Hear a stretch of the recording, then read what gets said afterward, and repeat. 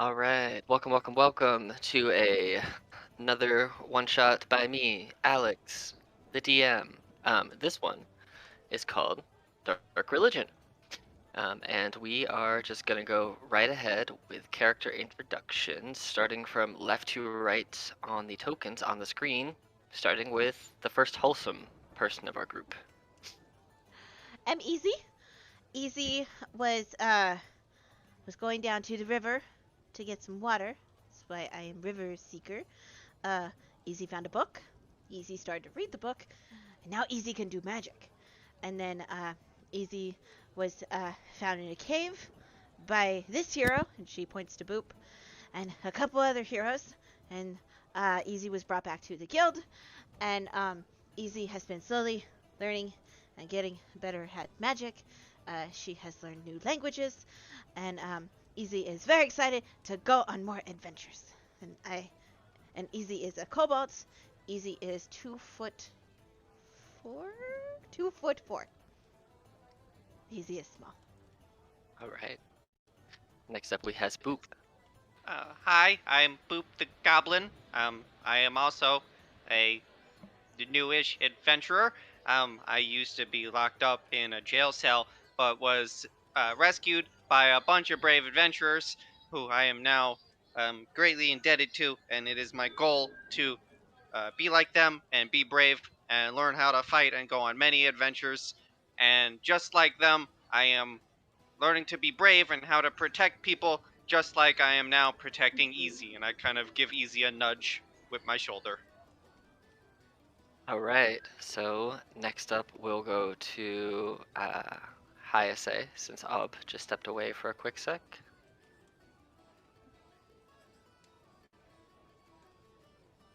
Hayase, talk to me. Tell me about yourself. You're muted. My mom just came in. I am sorry. Okay. my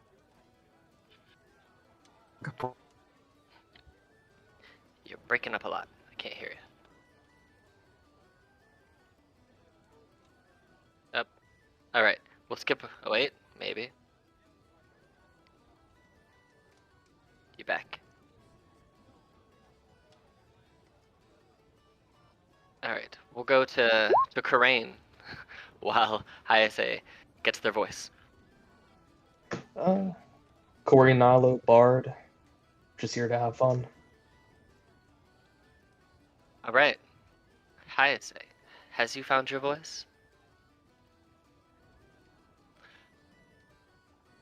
All right, well, the Nilo clan extends. So we have Ob, who just recently located their mother after him being hunted by clowns, the scary clown people, earlier in his childhood. He is one of our resident blood hunters of the Loxodon variety, starting up a blood hunter academy almost, maybe, with another blood hunter who recently made a deal with a pit fiend. So we'll see how that goes for Ob and his friend. Hayase, are you back? all right. Cool. All right. So hi. And Oh no. Oh no. Disable the voice mod. It's breaking I everything. did disable the voice mod. A little bit better. There. I lied. Okay. Check your sensitivity in Discord. That could be an issue too.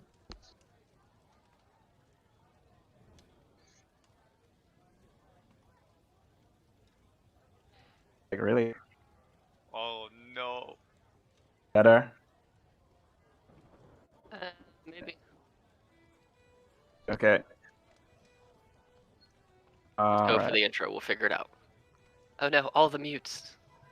Okay. Better now. Yeah, Yeah. I think so. Maybe. All right. Wonderful. All right. So, like I said before, hi. I am Hayase for like the fourth introduction. I will Monty Brawler. All right. And this is my student, Doug. And I also have a friendly, evil voice in my head. His name is Carl. Say hello, Carl.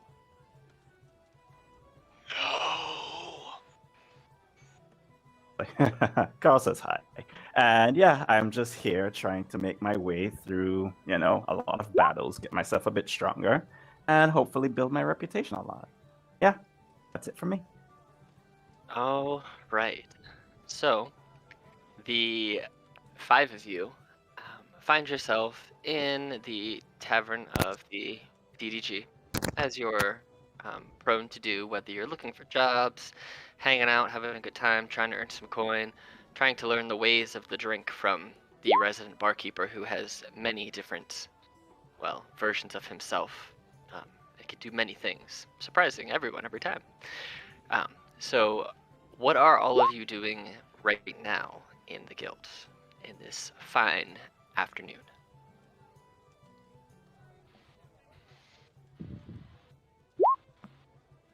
Easy. Hmm, Oop, what are you guys doing? we're probably at a table together. Yeah. Boop. Bruh, you're welcome. It's a thing that just happens. Easy learned a new spell. Ooh, what'd you learn? Uh, do you have like a cup in front of you? Maybe like a cup of milk or ale or something like that? I probably have apple juice. I may be 9, but 9 is 10. I may technically be an adult goblin, but I'm a kid at heart. Damn it. Easy can do this. She like flips open a book. She finds a little short passage and she kind of mumbles in Draconic, and she reaches over and she gently touches the glass. And I'm gonna use prestidigitation and make the glass cold, so his apple juice is cold. I go to touch my cup, and I kind of just, ooh, this is really cold.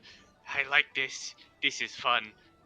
I didn't learn anything new, but I have got new armor to keep myself protected. I kind of, like, hit my new studded leather. Looks good. Easy like. Yay. Easy Ooh, makes All right. sparkles, and she makes like use prestidigitation and makes sparkles on the armor. Like ta-da! All right. Hayase, Karain, Obe, what are you guys doing? Doug wants to dance for some reason.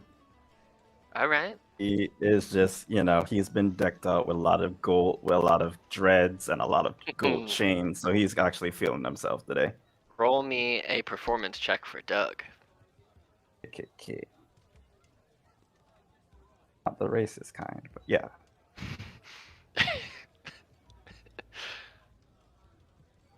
You know what? I'll give Doug the 10. He's clammed out.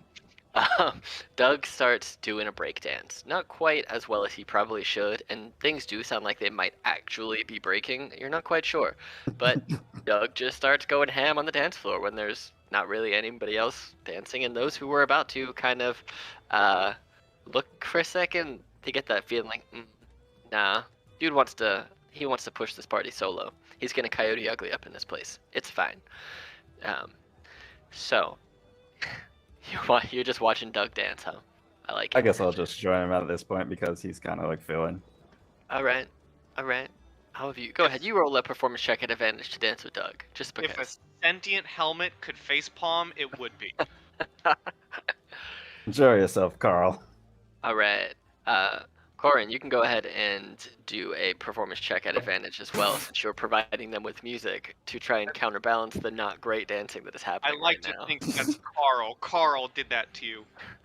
So All right, Carl. while the dancing's not quite great, there's no way you would be keeping a rhythm or beat at all. But Corin's musical capabilities are good enough that he is able to, or they are able to, on the fly, adjust their rhythms to match your just wild and out dancing, which makes absolutely no sense. So Corin's working real hard to make you guys look not awful, and it's kind of working. So I'll say that you've like just slipped on over here. I'm gonna assume Ob is at the bar just hanging out drinking until he tells me otherwise. All right, so everybody go ahead and roll perception checks while you're just hanging out.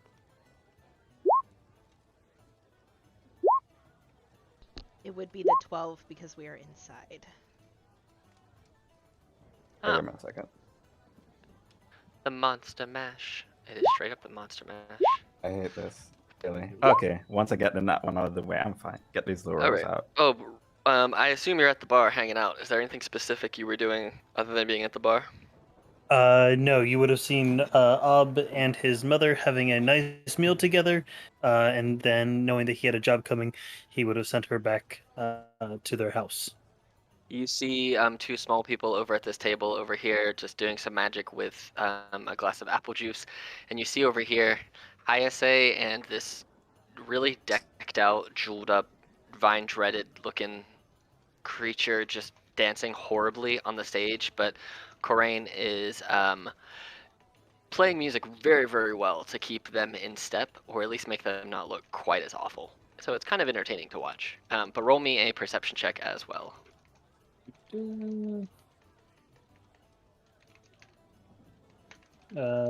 Hopefully this won't roll at advantage. Nope, it tried to. It's 4.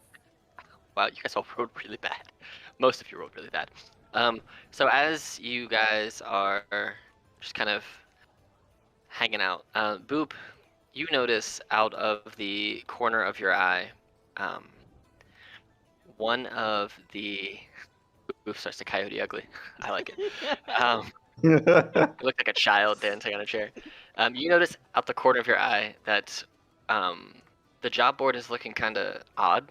One of the postings on the job board begins emanating this purple and black smoke, but it doesn't seem to be on fire or catching anything else on fire, but the smoke just seems to be emanating continuously from a small posting about the size of a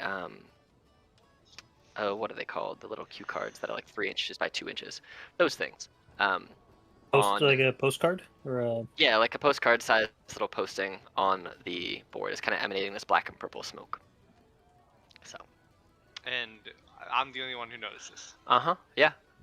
Okay. The DC guys was 15. It wasn't hard, but you all missed it except Wow. for Boo. So. Yeah. Wow. We're feeling the rhythm. Doesn't Okay. give me this You're feeling Just for something. shits and giggles, do you want me to roll for Doug too? Yeah, go for it, just to see. Okay. I hope he rolls a 20. Come on, Doug. Oops, ooty. No, No. Doug doesn't at That's all. fair. He's Doug's still too busy feeling, jamming he's out. feeling himself. While on the chair, I see this out of the corner of my eye, and I'm very intrigued by this. So literally, I go scrambling across the table Okay. to Easy, and I tap her on the shoulder, and I kind of point to the note, and I say, "Look, something smoky over there." Huh? What? Easy, don't see. Oh. That's I'm weird. guessing. Yeah, go ahead. Sorry. It's okay. She would just That's- exclaim, "That's weird," really, really Yeah. loud. I Yeah, I'm I gonna think I. basically, I'm gonna grab Easy's hand and be like, "We should go check it out. We're adventurers. Adventurers do these kind of things." Oh, okay. Oh, You guys all see at this point a small goblinoid fellow guild member scramble across the table, grab a small yeah, I was dragon-like about creature, to. and then like they are not being stealthy about this. They're scrambling across the table to get to the job board, and it just kind of takes your attention for a minute. And then you guys also all notice this purple-black smoke emanating from the board, but those two, since they were actively making their way there, are the first two to arrive at the job board. Okay, I guess I'll be seeing these two small people just, breaking the bar's property, just kind of scurry over to the job board. I think I would be directed to that side, so I'll go over there as well, bringing Doug Okay. with me. can they Oh, even they've reach dug. the posting? That's they can a if good one of them question. climbs on top of the other one's shoulders. Okay. All right, yeah. Which I would allow Easy to do because she is the magically inclined person. So as you guys all get over there, you see Easy scramble up Boop's shoulders and reach up and grab at this posting and pull it out. And at this point, you guys don't even really have to try very hard to read over their shoulders. They're both very small. So you can just kind of stand there and just look at this note. And it's written in very nice filigree, almost like the person is a calligrapher by trade. And it says, Dungeon Delvers Guild. Once again, I seek your aid. Rumors abound of a dark cult led by a priest of Obysus who are attempting to expand their power by slowly invading our realm and trying to turn those in power to the service of this god. I urge you to take up this job and end this cult before they get too large to handle. I will send an envoy to transport you close to where I believe they are hiding. Please be ready to leave immediately upon their arrival, signed with 2 letters, VX. As Easy's reading this, I'm kind of still with her on my shoulders, like holding her there and just kind of like staring kind of up at the board because I can't see it myself. So I'm just like, what does it say? What does it say? I will have Doug basically, I will have Doug basically raise them up and to allow them to like, see. Basically, he's just gonna, I guess, take off his head, raise you guys up so you guys can like see extra vantage, like on his shoulders, and that's pretty much it. So we're like 3 stacked. So it's the Like 3 headless stacks, yes. skeleton, and then it's Boop, and then it's Easy. Yes. Brilliant. Have I heard of this cult before? Roll a history check. Oh, history. Can I? Just Do I get it? funsies- Is this about? Oh no, this wouldn't be. Okay, so What's it 6. specific to? It wouldn't matter. 6. Nope. You have Can not. I, for funsies, because I've just been surprised by a skeleton picking me up, roll a deck save to see if I drop? Sure. Yeah, sure. Anybody who wants to roll history can roll history. Okay, No, cool. I somehow managed to stay still. I am very freaked out, though. Okay. But I will roll a history. Okay. Boop, you grew. So- So Wow, focused you're on really the thing. you're really getting these ones out the way now. Good job. Yeah. So, those of you who rolled, well, really, anyone who rolled over 15. So, you guys have heard of Obysus before. You know that he is a creature that uses necromantic powers to springboard to his immortality, and in effect has become, you're not quite sure if he's become a lich or some type of other creature, but he has a lot to do with undead. I have a question. Mhm. Would too. Carl know about this? Yeah. What is Carl?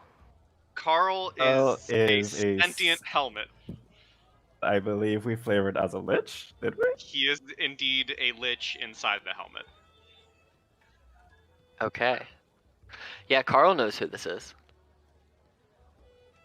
Carl? Carl will tell you everything that the DM just said because I forgot about half. Okay, cool.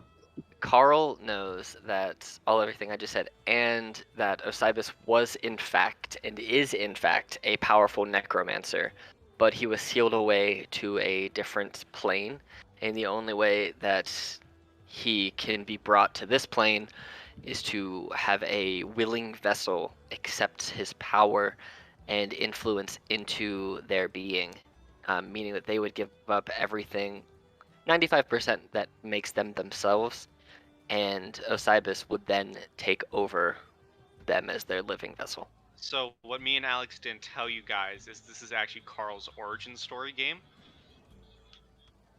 That's not at all true. I would kind of went be- quiet there for a moment, like the fuck. But would be funny if it was, but no, that is not at all true. But yes, so that is what Carl whispers into your ear about Obysus. It's So, kind of and like this me is and you, kind Carl. 5 steps less evil. A bit less evil. Right? Right? That concerned there for a while. You just hear a deep sigh in your head. Ah, come on, you know you love me. We can't do this without each other. So as We you- will take this power for ourselves. True. I am curious about this. as you guys kind of sit around and read this, nothing immediately happens. Do you have anything that you wish to do in like the next hour in game? Nope. Not really. Besides, like, oh, that's basically what she will do. And she does this like she doesn't do it secretly. She just flat out just talks to herself. Okay, cool. Oh, great. Anything you guys want to do in the next hour while you're in this tavern? Nope. Hope's good. Okay. Crane would just rest. All right. Rest your playing hands since you're probably tired from literally carrying that performance. Can Alright. Easy roll an Arcana check on the paper to try to figure out exactly what's making it be so smoky and weird? 100% you can Can it. Boop join in? Sure. You can do it at an advantage since you're a wizard. I'm gonna try. For like shits and giggles. Sure. Wow. Okay. Get your 20s out the way too. Get your 20s out the way too, it's fine. Need to You stop now. you don't know what's causing it. Hi, say Boop. You know it's some sort of reusable magic. Easy, you looking at it, you realize this is just a variation of what the magics that you were doing earlier with prestidigitation. It seems to be, however, a delayed activation of a prestidigitation. So, Huh. like someone timed it, or like set almost like a glyph was set up until certain requirements had been met, and then it started smoking and pulsating. But after about 30 minutes, the effect seems to have worn off.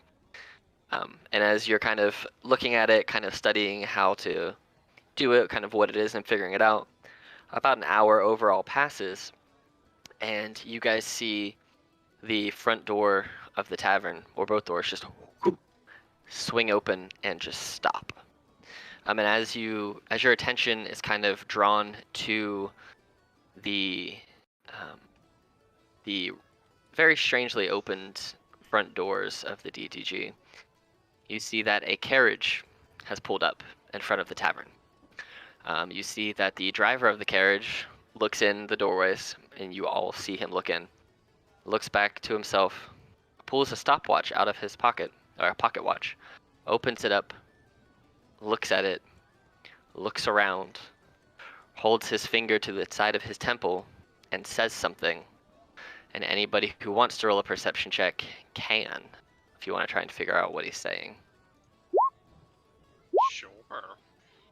Be an 11. It's rolling at advantage because of my god, this the man. locks it on stuff. It's rolling at I have a disadvantage 9 because- in perception. You do? Oh my god. None of you can quite. You understand that he is saying something, but you can't read his lips well enough from this distance to see what it is that he is saying. And then he closes his pocket watch, puts it away, and just sits there staring dead ahead. And you see the door of the carriage swings open. I climb over to Easy and whisper in her ear, I think that's for us. We're adventurers, right? This adventure's meant for us? Easy thinks so. This paper says that they'd bring a ride. Let's Easy- go. Easy Let's go. thinks that may- Oh, okay. Easy go grab her stuff. And I'm just very excited, bouncing up and down and waiting for Easy at the front door. Easy like Just gathers up looking all at of her these things and she delight. looks at everybody and she's like, if you're coming with Easy and Boop, we leave now. And she like takes off after Boop. Oh, Hayase is a bit concerned going on an adventure with like 2 small people, but at the same time, she's kind of concerned for them also. Just kind of says, "Okay, let's go. We need to make sure that they, don't die. I would feel kind of bad if I just left them alone." Yes, it's because you're a well, yeah. I mean, Boop is. Oh, Oh, snap. All right. Crane would jump in. Okay, so you guys are all gonna follow and jump into this carriage with its door wide open. The second Easy joins Boop at the front door, I like grab her hand and like rush us into the carriage. Yep, just right in tow with Boop. Okay. So you guys all run and hop into this carriage in about the course of 4 to 5 minutes. Once you all get in and you're sitting comfortably, the door closes shut, and you see a magic seal almost go from top to bottom. And Easy, you recognize this. I don't know if this is a spell you have, but you recognize it as a spell that you could be capable of learning at some point as Arcane Lock, and you now know that this carriage is magically sealed from the outside in, so you cannot open this door as of right now. Oh. Oh. Oh. Are you okay, Easy? Oh, Boop. Boop, they locked us in. Oh. We outside or we That's inside? not good. You are inside We're all this inside the this carriage. covered carriage. Yeah, this like 4-door covered carriage. Think of it like a Victorian era British carriage that a very rich person would ride in. That's what you guys are in right now. And so Okay. as you guys make your way, don't disable my looping mode. I don't want to disable it. Hold on. Crack. I gotta loop this. There we go. Just because this is what we're gonna use for the rest of the time. Also, there's music on Groovy. You should be listening to it. But so, as you guys get in and you see this door lock, and you kind of show some slight levels of concern, the carriage begins to move, and it travels for hours. You keep checking time in whichever way that you can. You look outside and you got in this carriage mid-afternoon, and you see that the sun itself has begun to set, and it's gotten darker and darker. And eventually, after 10 hours of travel, you stop, and you see that the seal that was put into place around the door of this carriage just fizzles, almost like someone lit the wick on dynamite, and it seals away, and the door opens, and the gentleman who was driving ushers you all out. And as you step out of the carriage, you look around, and you see that you're in this strange clearing in the middle of a dilapidated, destitute area. And as you kind of look out and your vision kind of comes to you and kind of adjusts to the darkening dusk of where you are, you realize that this dilapidated, destitute area is in the middle of a thriving forest. As you kind of look around a little bit more, you see that there is a glowing circle of magic emanating different shades of indigo placed in the middle of this region of the forest. And for the first time, the driver says to you, as you're looking around, kind of taking this gaze in wonder and confusion, Yeah. he reaches into his pocket, brings out a scroll and hands it to you, and says, "This will get you home if you survive. That is where the master intends for you to step into and travel to your destination. I have one more gift for all of you, and then I will be off. Good luck." And you see that he flicks his wrist 5 times in a row, each time producing a potion bottle, handing one to each of you until there are no more to hand out. And he hands each of you a greater healing potion.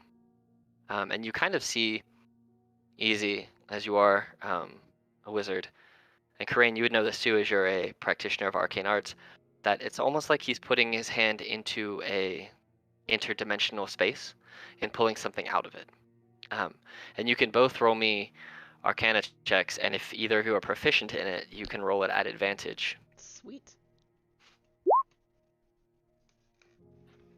My girl's on fire tonight with this Arcana. I just want to go back a few seconds to when we first hop out of the carriage, because the second the lock fades and Boop wakes Easy up to get out, he is like jumping out and kissing the ground because he does not like being locked in places. Fair. Karain, do you want to roll an Arcana check?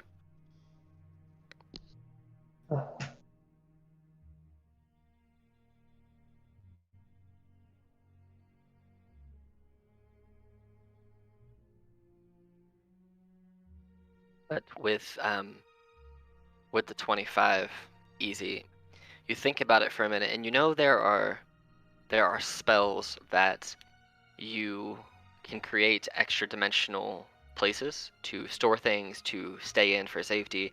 You know that there are ways that you can create interdimensional magic mansions. You know the people who are much stronger wizards than you can create their own pocket planes and their own pocket dimensions, and they can shift between these planes with ease.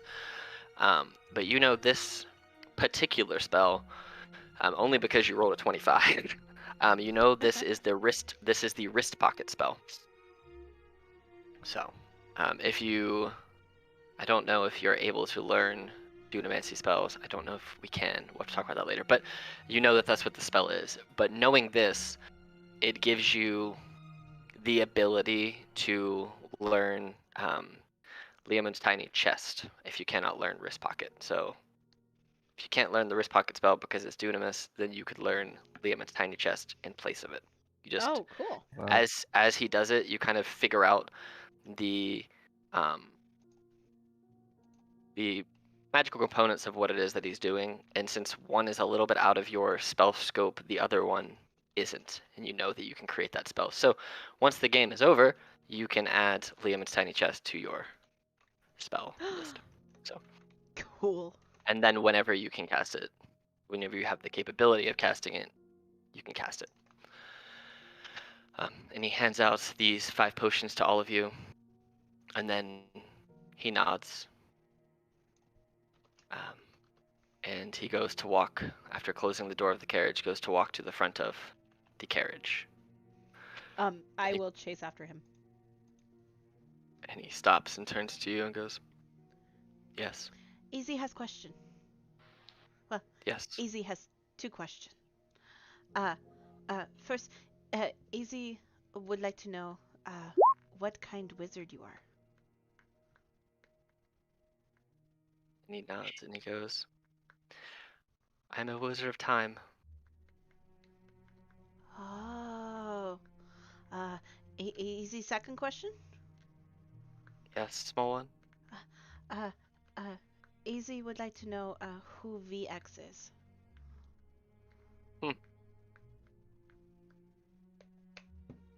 That's the only thing I know him as. Oh. Okay. Easy. She holds He out her nods. tiny little hand for like a handshake. And He then nods. from right behind her, just like loud in her ears, and I'm Boop, and I hold out my hand, and I literally just pop out right from behind her.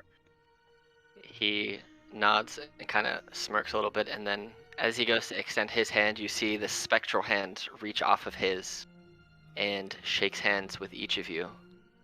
As you know that this is the Mage Hand cantrip, and he Mage Hands an extension from his own arm and his own hand to shake with both of you rather than touching you himself.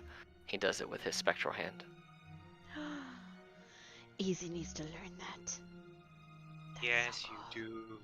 That's so And cool. you see he kind of nods to you both, and he climbs up to the top of the carriage, and you see he snaps the reins. And as the horse begins to slowly trot, you see instead of just trotting away, everything just kind of, and they kind of just fade into mist and disappear. And you are left in this clearing, this worn down clearing inside this very illustrious forest with this shade of indigo glowing circle of magic in the middle calling to you.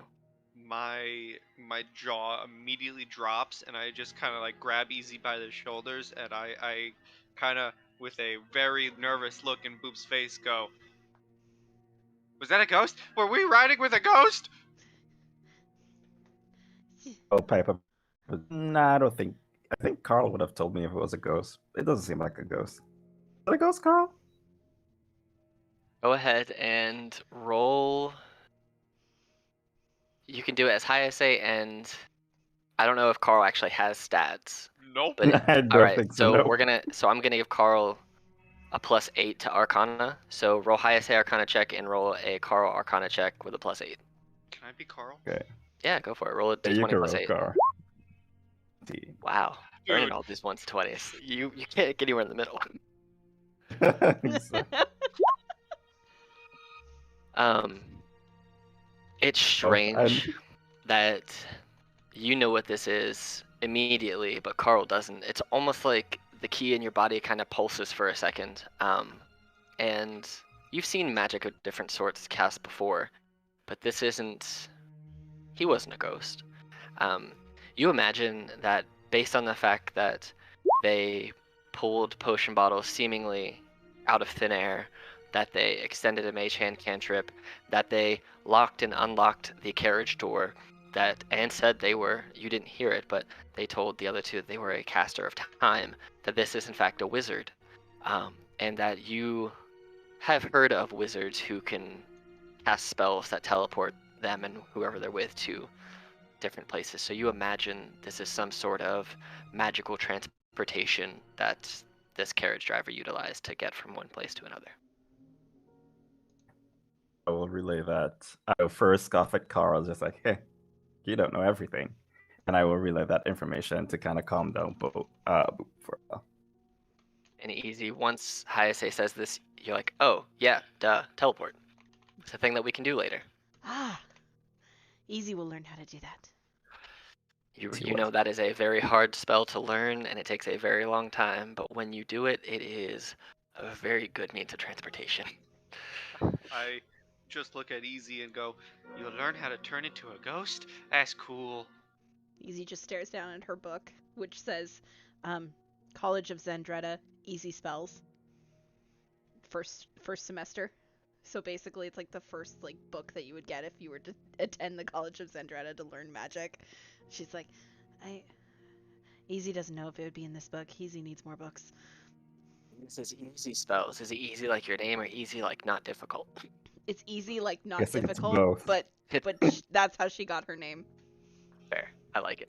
So yeah, you recognize this spell, Hayase, just from your general knowledge of the world. And this magic circle is still just there. You see there is the exit through the woods that you guys came in, but it seems to be dark and there's not a lot seeming right now going that way. So what would you like to do?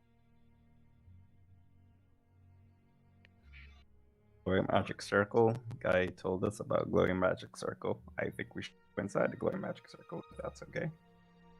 Ob would like to light his lantern of revealing and then just sort of do like a cursory once over of the circle or the clearing and just see if there's any creatures hiding or if there seems to be anything else or if it's just the teleportation circle. What does the lantern of revealing reveal specifically? Invisible creatures and objects are visible as long as they are in the lantern's bright light, so within the initial 30-foot radius.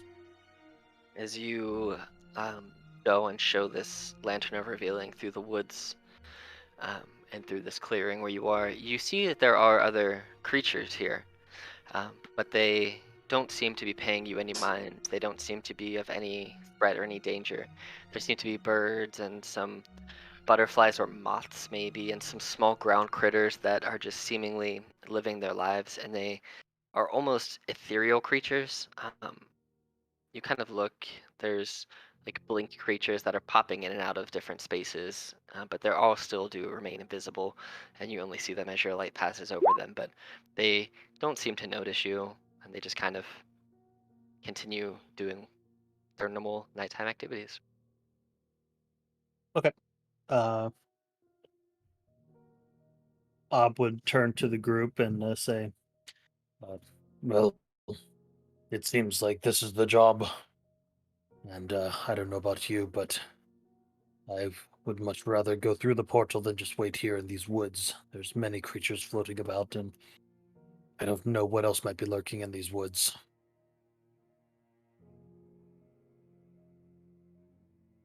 Okay. That's a good idea. You guys step towards the circle. Do all of you step onto the circle? I Yeah.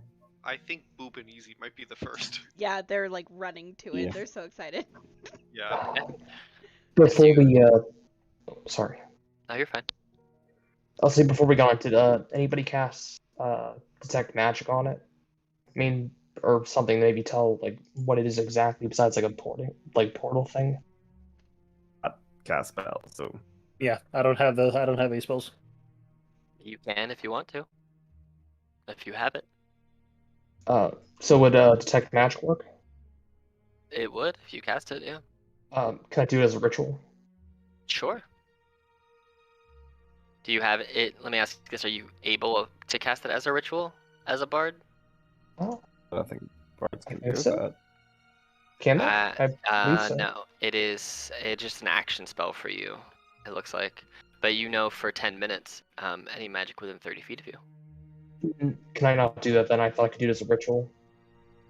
No, Never mind then. I think the only people that can do it as rituals naturally are wizards. No, I'm and just then- saying, can I not do it then? Because I didn't know. Oh that. yeah. Not cast it. Yeah, that's fine. Yeah. Say you don't cast detect magic. You do know just by your attunement to arcane magic that it is magical of sorts. And as the four of them run towards this circle, do you join them in the stepping on to the circle?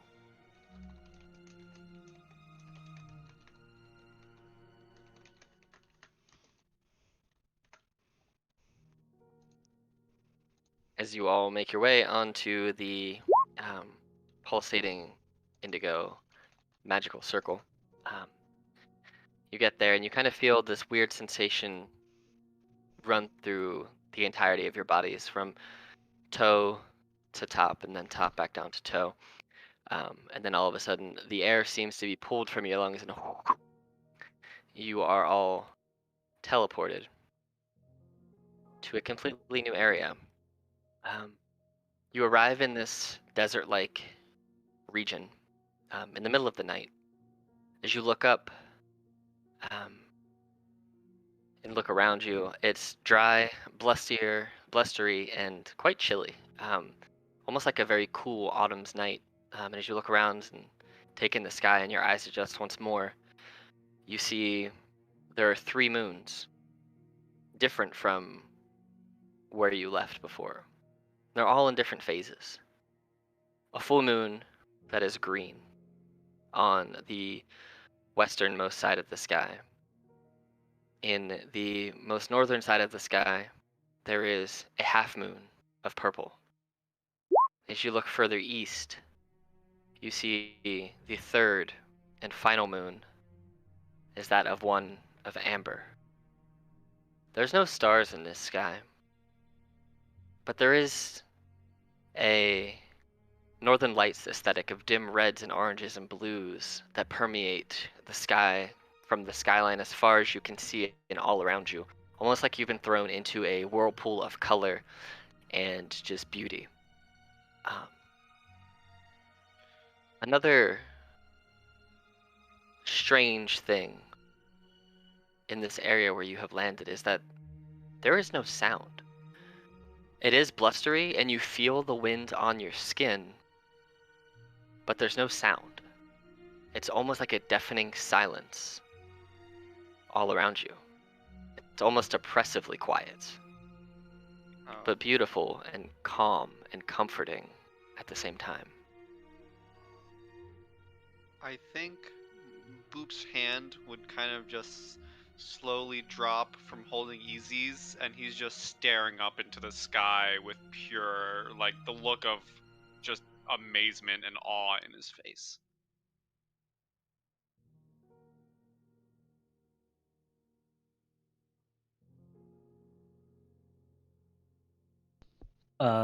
Feeling very nervous, would you'd see him pull out a small ceremonial dagger and just casually like slice along his chest, like where his like his clavicle breast region almost.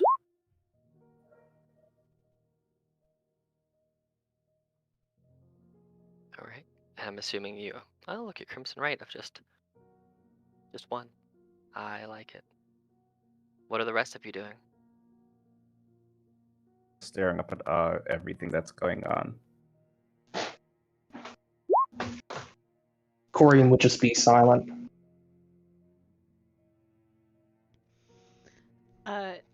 Easy would walk. So we're up on like a pedestal, and then like going down is sand. Like off the pedestal is sand. Is that right? You have appeared in effectively the same type of circle that you left, but the one that you have appeared on seems to be runeless, and it seems to just be this almost slab of rock that's only maybe a foot off of the ground, and all around you is just sand and rock and darkness and quiet with the descriptions of what's in the sky.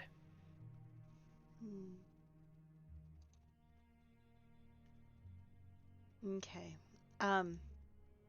Easy's going to walk over to the edge and like squat down and like gently run her fingers along the sand. Is it hot or is it cold?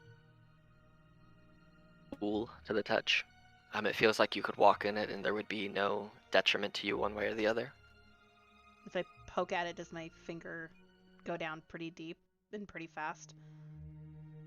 Or does it seem pretty sturdy?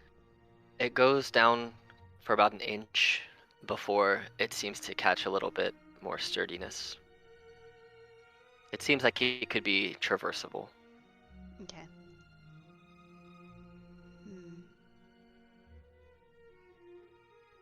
Well, this is definitely an interesting place.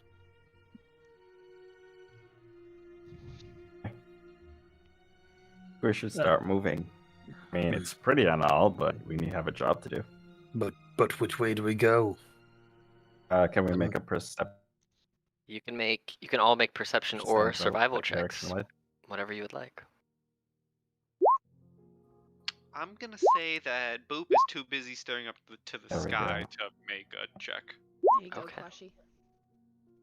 All right. Taking in your surroundings pretty quickly, Corian. Rather than spending, you do appreciate the beauty for what it is, and it is awe-inspiring and feels like it will provide you with inspiration at some point in the future to either write songs or create art or just provide general inspiration for whatever it is that you take inspiration from and to create.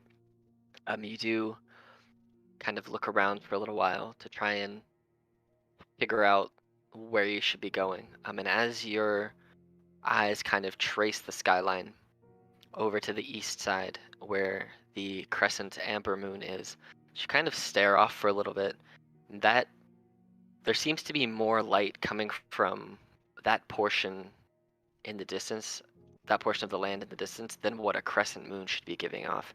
If it was to the western side or the moon itself was full, it would make sense that there was as much light over there as what you're seeing, but the moon in that direction is a sliver of a crescent. It's not anywhere near bright enough at this moment to produce as much light as what you are seeing that far off distance. I will relay that information to the party. I will basically say, I think that's the direction we should go in. Yeah, you and Corian see that as you're looking that way. So, do you guys wish to go that way, or what do you wish to do? I think I would go. Well, that's the direction. What order do you guys want to go in case we're attacked? Might be smarter to set up a plan right now, just to be safe. Boop is still busy staring up at the sky in amazement. That just flicks Boop. It's just like, hey, you still with us? Huh? Come on, buddy. You don't want to get lost. I kind of just start looking around frantically for Easy. She's poking at the sand. I run over and kind of crouch down and I say, "Did you see the sky? Yes, it's very pretty. It's But beautiful." I'm worried about the sand. She pokes at it again. Boop begins poking the sand. You poke sand, and it just feels like sand. Why are we worried about the sand? There's a lot of things that can come from under the sand that are very dangerous. The book says so. As adventurers, don't we have to stop these things? Some things are bigger than us. A lot of things are bigger than us. She looks up at she looks up at the giant elephant. And she's like, "You're right. Lots of things are bigger than Easy and Boop." What is the marching order that you guys wish to take? Wherever let's see. Easy is, Boop is directly next to her. Ob would probably not take the lead Okay, since he doesn't I'll know have the you guys direction that they should be going, but he'll go second. Okay, I'll go first then. Nala, Corian would go second. Help you out in case you need it. And Okay. I guess I'm third. Cool. Then So this we'll is be in the back. basically your order. Yeah. Cool. Alright. So, I will have Doug in the back with them. Doug in the back. Alright. And I apparently need Doug to be bigger because they, Easy and Boop are apparently larger than him for some reason. Oh, it's fine. I'm just gonna leave it like that until we get to the next map. That's just gonna be what it is. They get to pretend they're large for a moment. It's fine. Don't worry about it. Oh Jesus! I moved away. There it is. This is what you There did, it dude. This is what you did. You're right. That is what I did. I don't feel bad about it. Anyway, as you start to make your way through the desert, and you are following this pale glow further and further and getting closer and closer. As you start to get within eye line of what is there, you start to hear, you feel it before you hear it. It's like these small rumbles and these tremors in your very bones. And as you start to listen and get a little bit closer, now 40 feet away from what you now see are stone pillars in the distance, you start to hear chanting. Does anybody speak Terran or Primordial? No. I No. speak Goblin. Does I anybody speak? I speak Abyssal. Does anybody Speak speak? Infernal. So, I speak Okay. Infernal. I So speak you Infernal as well. Okay, so you guys feel these tremors in your bones and on the ground, and it's like almost like they're rumbling and rattling in your ears, and it's not painful, but it feels similar, easy to what a deep growling of Draconic would feel like, but this is more heady than it is in your stomach. But then as you listen further, those of you who speak Infernal, you hear the clashing and gnashing of metal, which is what Infernal is to sound like. And you start to hear creatures calling out to Obysus. You're getting bits and pieces to take their souls and imbue them with the power of undeath. And you guys find yourself here on this map. You're in the bottom left of this map, not in penis formation. Really. Not in. So these folks have not seen you yet. This is you're approaching, and you're starting to see bits and pieces of these pillars. And you're hearing this chanting, and you see these torches and you imagine that this is what is causing this glow. And the chanting gets louder and louder the closer and closer that you get. What would you like to do? I think you said they were speaking in Terran. They're speaking Right. a combination of a language you Okay. don't know, which is Terran, and then Infernal. And those of you who speak Infernal understand that they are calling out to Obysus, offering their souls to be imbued with the power of undeath. Ob would turn and whisper, "What are they saying?" I was about to ask you guys. Easy kind of steps forward a little bit, and she's like, they say that they are offering their souls for the ability to become undead, which would probably mean that they want to be a host. I think. Easy's not too sure. Easy doesn't study necromancy. Okay. But she would hear them calling out for the name of the person that we're supposed to stop, right? Yes. Correct. Yeah. This is definitely the culture. At least most of them. Well, we should probably stop them. That's the name That would of be the the best person you hear them calling out to, Osypus. Osiris. Can I roll a history check, or can Carl roll a history check to I was see if we just know what they're saying? one Yeah. of the things I was about to ask was when I want to do something as Carl. Do you want me to tell you first? Yes.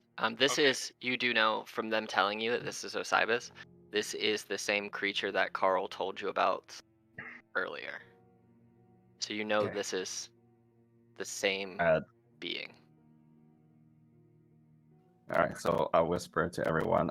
Yeah, this is Osypus. This is what Carl and I were talking about last time. Oh, Would Carl know that they're sacrificing their souls?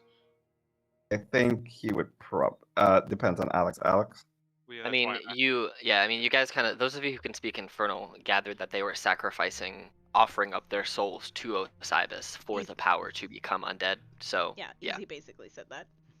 Yeah, May so you guys I- know that is their generalized plan. Whether or not it's going to work, you don't know. But you know that's what they're trying to do. May I Carl for a second? Sure. Okay, so in your head, Ayase, after being told this information, you would hear the voice of Carl say to you,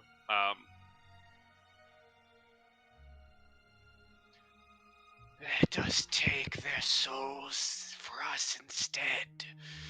The power overwhelming will be great for us. I get you. All right, but we got to do this smart. Okay. All right, so You I'm hear guessing the we're gonna start. chanting. You hear the chanting getting louder and louder, like they're getting closer to whatever is their end goal. As you know, like when you get to like the part of that song where you're coming right up to the penultimate part, they're crescendoing. If you're listening to their ritual, so it feels like they're coming close to something. I think we need to end this. We think we need to stop them now. Don't you agree? Yeah, I think that would be best right about now. Would throw a spear at this guy then. Could guys, I would before we throw- fight, could I try something? Oh, ahead. okay. Could I try speaking to them maybe? Just all of you hide, and if they attack me, you attack. I guess. You can certainly walk up and try and talk to them. Ob would basically ready a spear to throw at this guy if it looked like he was going to attack him. Boop And for is this guy, it was very well over here. shakingly taking out a short bow and readying an arrow. And like kind of looking to Easy for reassurance. Easy gives a nod and opens her book. Okay. You walk up, and as you walk up to this creature here, you see that you see that as you look at it, it kind of turns its head to you and just keeps chanting without ever breaking its vocal stride. And you see as you stare a little bit longer, its eyes are sunken. Its face is starting to become more skeletal looking. Their body is starting to deteriorate in that of which they are becoming more necromantic. They are still on that precipice between humanity and undeath, but they just keep chanting in Infernal to Osypus to take their souls. Can Corian say something to it? Yeah, absolutely. So he has you know what the Heart of Darkness is, right? You can post it real quick. Is that the thing that makes people want to be nice to you? But it also shows that he's like, seen some crap. Yeah. If they like, I guess, look at his eyes. Let me find it. Sorry about that. No, I found it. You're good. So I guess he will stare into the eyes of the person, say in Infernal, "Stop now, or else I will take your souls instead of Osiris or Osibus." You speak this to them, and you hear the crack of bone from this cultist behind you kind of turn, and he's chanting still as they look at you. And go ahead and roll. Are you trying to intimidate them or persuade them? I guess intimidate or not persuade. Okay, roll a persuasion check. It's pretty good. As you say this to them, this one that you spoke to specifically turns their head back, looking this way, back towards the middle of the circle. It seems that the aggression that this one specifically may have had has been dampened momentarily, but he doesn't seem to take any action one way or the other or respond to you in any way other than looking back, and his chanting begins to get louder once again. And then the cultist on the other end of you, behind you, that turn to look at you, you hear the neck of that cultist crack and snap as they turn to look back at the middle of the circle, I guess and Corn it starts to pulsate more, their voices. he'd yell back to the party and say, "Do it." Okay, so everybody we'll just keep you right where you were. So basically, you're right here. Everybody gets one action where they are right now. So you can either use the action to attack, or put yourself, or move into a position that you want to be from where you are right now. You can either attack, or you can move. So you can do an action or a movement, and that's what you can do for your surprise. Is it a single It's- action or a single attack? It is a single action or a single set of movement. Okay. So, and we'll just go from Korean first, and then we'll just go back in the line. So then after that, we'll roll initiative, and we'll go from there. Cool. Korean, Hayase, Ob, Easy, Boop. And then, well, Doug can go after Hayase, obviously, just where he is. So, Korean, what do you want to do? I guess he would. You can do an action for something, or you can move. One of those two. Sorry, that was a save. misclick. Okay, you're fine. He would just take a shot at this one here with his longbow. Okay, go ahead and take a shot.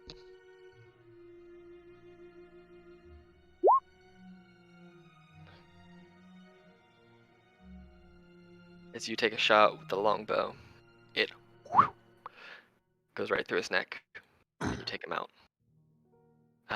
Hayase. Okay, gonna go and throw 2 shurikens at the one. Which one are you throwing him at? Both miss, but yes, one. Sorry, the one at the top. Oh, that guy? Okay, so the first one, let me see real quick here. They both miss with the 11 and the 9. Yeah, So you almost hit, but unfortunately you missed. They just kind of, this little pedestal that's beside them, they just can't quite bend around it enough, and just tink tink, you hear 2 shurikens bounce off the sides. Does Doug Yeah. wish to do anything? let's see. He might. From here, could he be able? Would you allow me? Well, they're short. Would I be able to, shoot an arrow from here? Because, So, It'll be tough. If he can see it, I think this guy might be in half cover, because these are all, so the black lines that you see coming off, these are towers. So they're pillars. yeah, so- from where I can see from his stuff Yeah, right he here, can- he could. Yeah, I'll say that, yeah, he can get him. It'll be close, but he can get him if he can shoot at him. One. Yeah, that hits. Okay. Piercing Three. damage. Okay.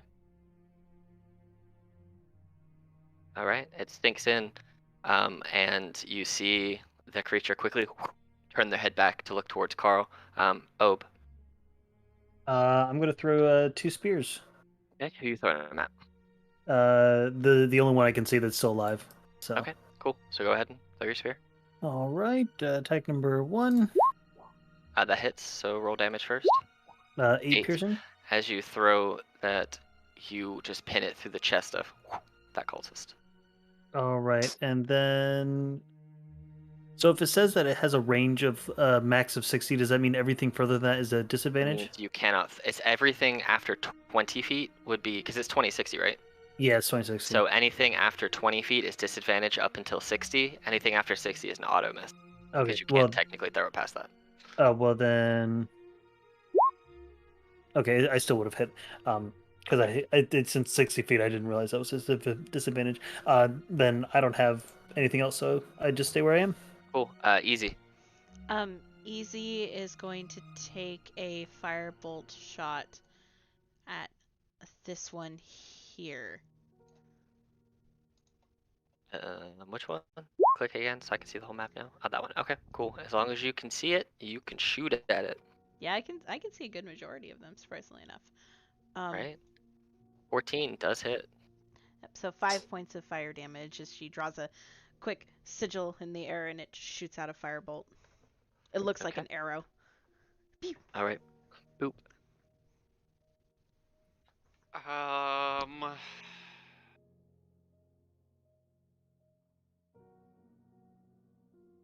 Boop's just gonna kind of hide behind Easy.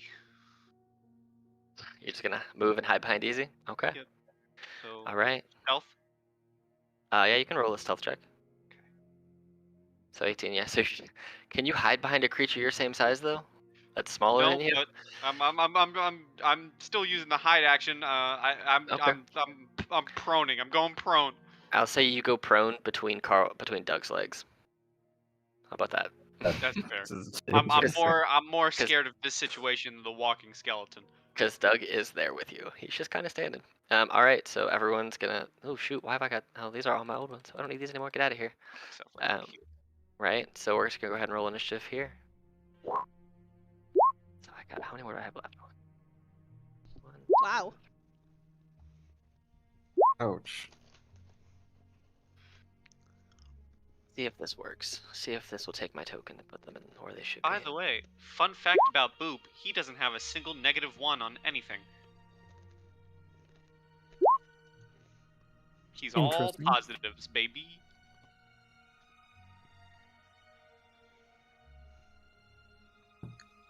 Mother.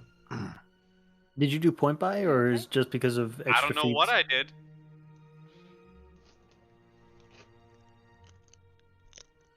I made this Well, character months ago and played him in a game like a few weeks ago. So I don't remember at all what I did. My God, there's so many. There are a couple boys here. This Oh, isn't that's a lot of actually. boys.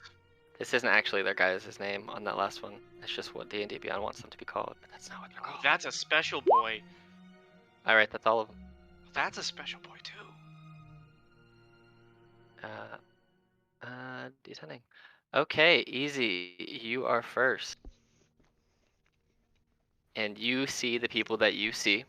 You don't know that there are all these other people there. What do you want to do? I actually know that there's a decent amount of people there. Easy I mean, has yeah. pretty Yeah, good you view. can see. You can see a lot of stuff, but yeah. Yeah. Easy's gonna go 5. How much movement speed? She has 30. Wow. 5, 10, 15, 15, 20. She's gonna get right there. Okay. She's gonna open up her spell book, and she's gonna point a finger at one of the spells, and she's gonna start reading it out loud in Draconic. And as she draws a sigil on the paper, it comes up with her finger, and she points it, and she's aiming directly at this one. And she's gonna catch Scorching Ray. So you get 3 rays. And can Scorching Ray shoot that far? Yes, it can. It's 120 feet. I underutilize Scorching Ray so much. Yep. Ooh, Oh, yeah. dude. And I'm only And I 105. And I have that on my freaking druid. I underutilize that all the time. Anyway, okay, yeah, go ahead and go Yeah. ahead and roll me 3 rays of spoopiness. 12. Misses. 25. Does? Yeah, that hits. 10 points of fire damage to him. 16. That just hits. 7 points of fire damage. 17. Okay. Those are some good scorching rays. Mhm. Very underutilized. Is that your turn? Yes, that is the end of my turn. This cultist, it's the one that knew that Karain was there, is going to run up to him. And he is going to go ahead and take a attack, a single scimitar attack. 22 for 7 damage. Yep. All right, and that is his turn. It is now your turn.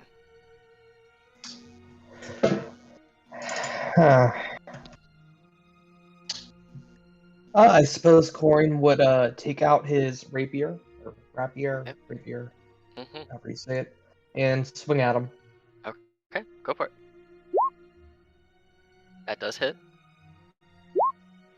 All right, you take a good chunk of damage out of this guy. Anything else you would like to do on your turn? Actually, yes.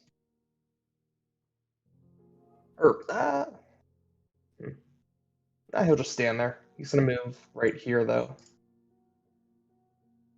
Okay, so you stay in his range. Great. Cool. So the guy that you just threw 3 Scorching Rays at and missed with one of them, you see that they look up at you. How far away are you again from him? Probably outside of this range. For this particular spell, yes, you are. Damn. He has 2 good spells, neither of which I can use right now. So, actually, it's not. Wait. Oh man, you're so far away. You see that he begins to cast a spell, and then this shimmering, almost black magical shield appears around him. And if you want to figure out what it is real quickly, I'll give you a quick Arcana check. But if not, that's also fine. You know it's a shield of some sort. Okay. You just don't quite know. And seeing that right now their ritual is under attack, how far does this spell go? Just because I want to know, because I think this would be funny. Damn, they're all too far. He's going to use his movement. He's going to climb down 5, 10, 15, 20, and move closer to here. And he is going to hold his action. Can he? He cast a spell. He casts a spell, but he can still hold his action. It wasn't in his action to cast a spell? Nope. There Oh, are magical interesting. shield spells that are in fact bonus actions. Oh, cool. Oh, okay. I will tell you, you probably know what it is, Kashi, because you have a person. Yeah, that I can do it. yeah, I know what you're talking about. It is this cultist's turn, so they see that the ritual is currently paused and broken. So they are just going to they're going to go ahead and use their full turn to just dash as far as they can go, which is to right here. He's gonna make his way downtown. Boop. Boop the Brave. Okay. Boop is gonna stand up first of all. Okay. Half your movement because you actively decided to go pro. Yeah, I know. Okay. It's gonna be this square here.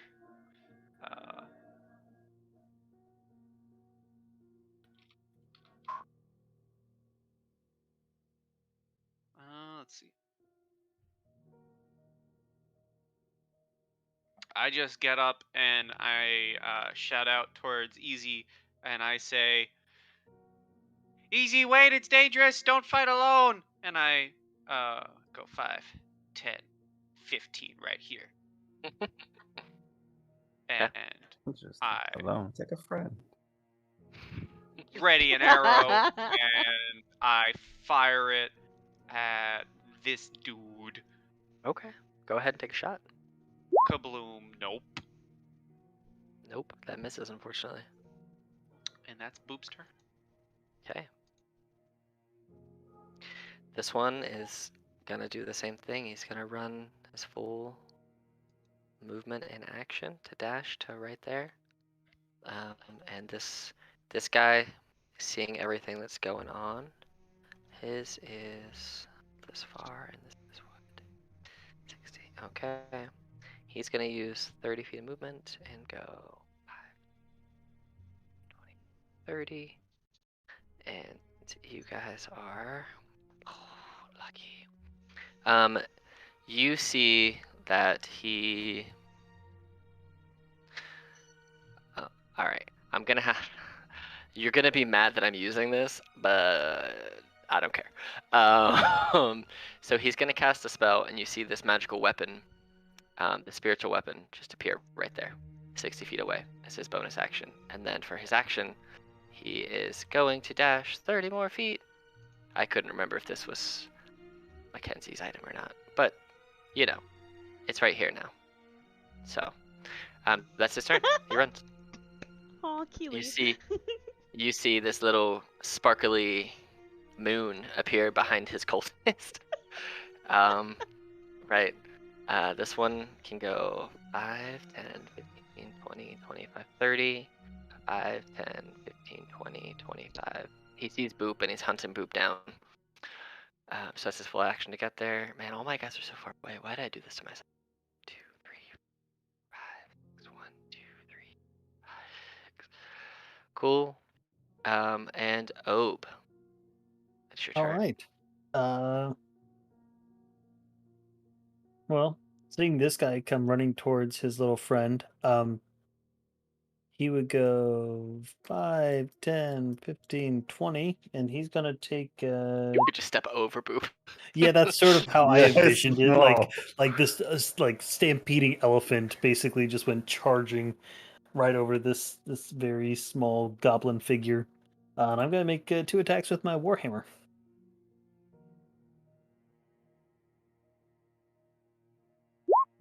Yeah. 14. That hits. For 12 points of bludgeoning and 5 points of lightning. Oh yeah, he's dead. All right. So that was 5, 10, 15, 20. And then I would turn and start pushing back up. And I'm going to launch a spear attack against this one. 19 to hit That's for an additional 7. No Crimson Right. It's not my... Nope. he's dead. These guys are not very. These small guys are not very strong. There it is. I had to find him to get him out of the thing. All right, so it's this guy's turn. Man, I really screwed myself here. Oh well.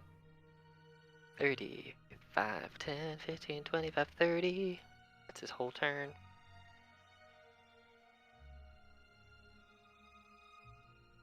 3, 5, 6. He's in your face, Easy. He made it to you. 1, 2, 3, 4, 5, 6. 1, 2, 3, 4, 5, and 6. All right, they're getting in position. I say, you could catch the whole field in one round. What do you want to Let's do? see. I'm gonna try a thing. Okay. Really, I cannot try a thing because I'm too far.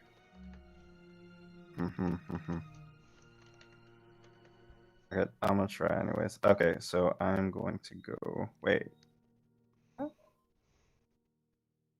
There is a guy that ran right here in front of. Yeah, that's Easy not too. actually what I'm looking at. Okay. Yeah, that could work. I'm going to move right here. Oh, I know what you're doing. Smart move. Yeah, Three and guys I am are going to shoot summon you. my astral arms. Yeah, you are. Yeah, I would like you to make a dexterity saving throw for 3 of those guys. 14. All 3 of them? Okay. All 3 of them. They have a. Alright. Bang, bang, bang. 16, Oh, 15, 3. And we'll say this is the guy that fit. The 2 you All ran right. right into first saw you, and the guy behind you just missed. Let me just double check something. Do they automatically miss or do they take half? I think they don't. I'm not opportunity. Bye.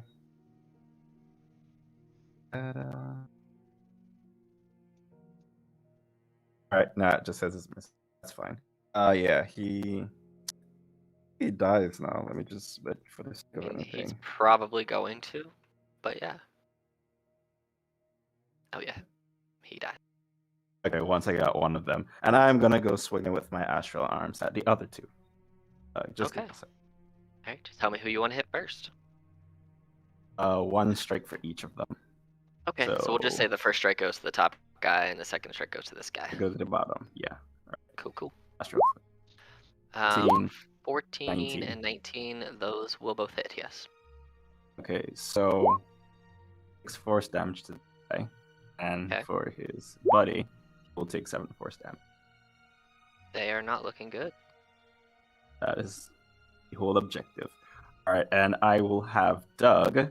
My god, Doug, you're too far behind. I know I'm trying to protect you, You left but him back there. 1, 2, 3, 4, 5, 6. Okay, I think you'll be able to see. Okay. Alright, and Doug will make a shot at the top guy. 14. This guy right here? Yeah, Yeah. that hits. Yep, that hits. 5 piercing damage. Okay, Doug just sinks an arrow through the guy, Yes. and he falls. Nice. That is the end of both of our turns. All right, easy. Easy lets out a scream as this guy approaches her, and is going to use the disengage action and run behind Boop. Okay. And that is the end of my turn. Well, like right there. Okay. Corinne. He'll have his longbow ready and take a shot at this one here.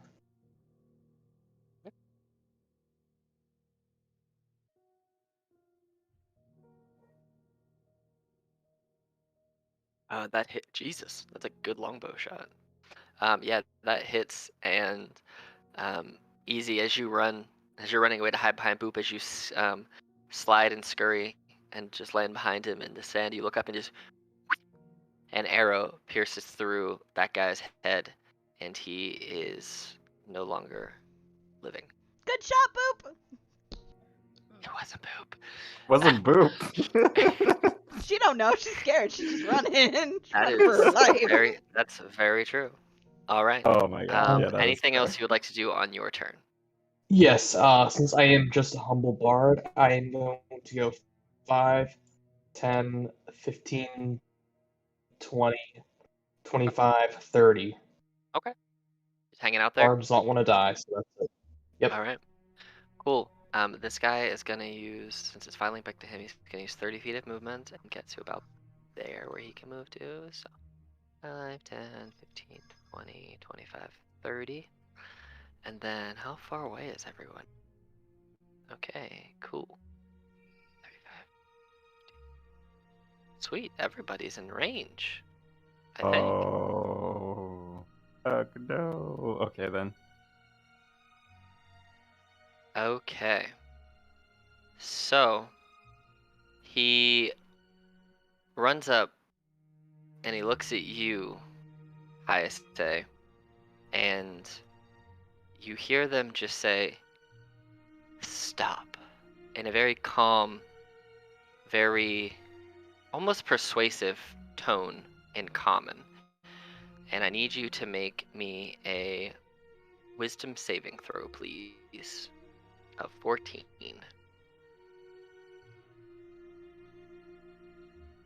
Is it magic? It is magic, yes. It's a wisdom saving throw? Yes, sir. Yeah, I have advantage on that. Okay. Does it count as being charmed? For him, Me too. it will not Jeez, be a nice. charm, but he passes it anyway. You feel momentarily your body kind of. It was only for Hayase to do it. Sorry. There you go. So Hayase, you feel for a second your body want to lock up, like your muscles are almost feeling paralyzed, but it just doesn't take hold, and the spell fades. Imagining Carl just kind of just brings me back. It's just like, There's only one room for one voice in my head. I already have one. Not giving it That is an true. apartment. More vacancies. All right. That is his turn. Boop. Boop just looks at Easy and in a semi-panicked voice says, "Stay behind me, Easy. I'll keep you safe." And then runs right here. and readies an arrow and shoots at this fella. Okay. Nope. Nope. Boop is very nervous. All right. That'll be his turn. Okay. So this guy is just gonna move in to the thing he can actually get to. It's gonna be you, Hayase. He's gonna run in on you. And he's gonna swing at you with a scimitar. For an 11, which I don't think is gonna hit. Nope. All right. Cans it. Cool. And that's his turn. Okay. So this other dude. Let me double check the spell because I haven't done it in forever. Cool. All right. So he is going to move his spiritual weapon to Ob. And he is going to, what is his thing? Oh, it's this. 17 to hit you, Ob. That misses. You see this spectral, like, black moon come to swipe down at you, and you just duck out the way just in time. 1, 2, 3, 4. And seeing that his moon misses you, I need you to make for me a dexterity saving throw of 14, please. Who? It was Oh, Ob. so Yeah. okay. As you feel, as you take 2d8, as you take 6 black flame damage, as this radiant pillar of flame falls down upon you. And now it is your turn. Um, 30. Well, I don't really like that he just tried to do that to me or did stuff to me. So 5, 10, 15, 20, 25, 30. I will take Run the around opportunity his weapon attack. and not through it. Well, Okay. could I have gone through it? Yeah, it's just a spiritual weapon. You can go through it. Well, I wasn't sure. So Oh, yeah, you can 5, go through it. 10, 15, 20, 25, 30. So I avoid that opportunity attack. And I'm That's going fine. to take 2 Warhammer attacks against this guy here. All right. 18 That hits. for 14 bludgeoning and 3 lightning. Ooh, that's a big boy attack. Okay. And then a 22 Yes. for another 10 bludgeoning and 6 lightning. This is also a +1 weapon, if that matters, for magic resistance. You did the exact amount of HP that he had total. Excellent. As you swing 2 Warhammers down, you see with the first one, you crack the stone breastplate that he has, and with the second one, you smash through the stone breastplate, and you feel his chest collapse under the sheer weight that you put into your Warhammer attack. And you see this almost high priest looking creature kind of start to get a little nervous as they've just seen you smash their guard to pieces. I like to imagine that, basically my hammer is charged up like Thor's hammer with a little bit of lightning. So it's like the hit, and then you just see like this lightning bolt like shoot through the crack in the chest plate. Okay, so this cultist, how far away is he from people over here? Oh no, he's too far. I mean, they're not very smart, so he's gonna do what he does. And he's just gonna run all the way over because he can get there. That's his turn. The second cultist is gonna take an attack on the guy who just punched him with ghost arms. So, attack into you, Hayase, a 21 to hit That does for hit. 6 slashing damage from a scimitar. Okay. And that is his turn. Okay. I will return in kind. I figured. First one at the top, second Yeah, one at the bottom. All right, so they both hit, and I will tell you, unless you can do less than 2 damage, that second guy is dead. So, you know. Okay, so the second guy's dead. So guy it is was. dead. All right, so it was 11 and 9. That guy is also dead. All right, good. I imagine I just kind of bring them out and just punch them at the same time and just disintegrate. And I will move 1, 2, 3, 4. I'll stay right. Hold on, let me see. I think you're 15 feet away from him right now. Yeah, you have to move go up. more. I'll look at him and say, "Hey, what's up? Kick your ass next."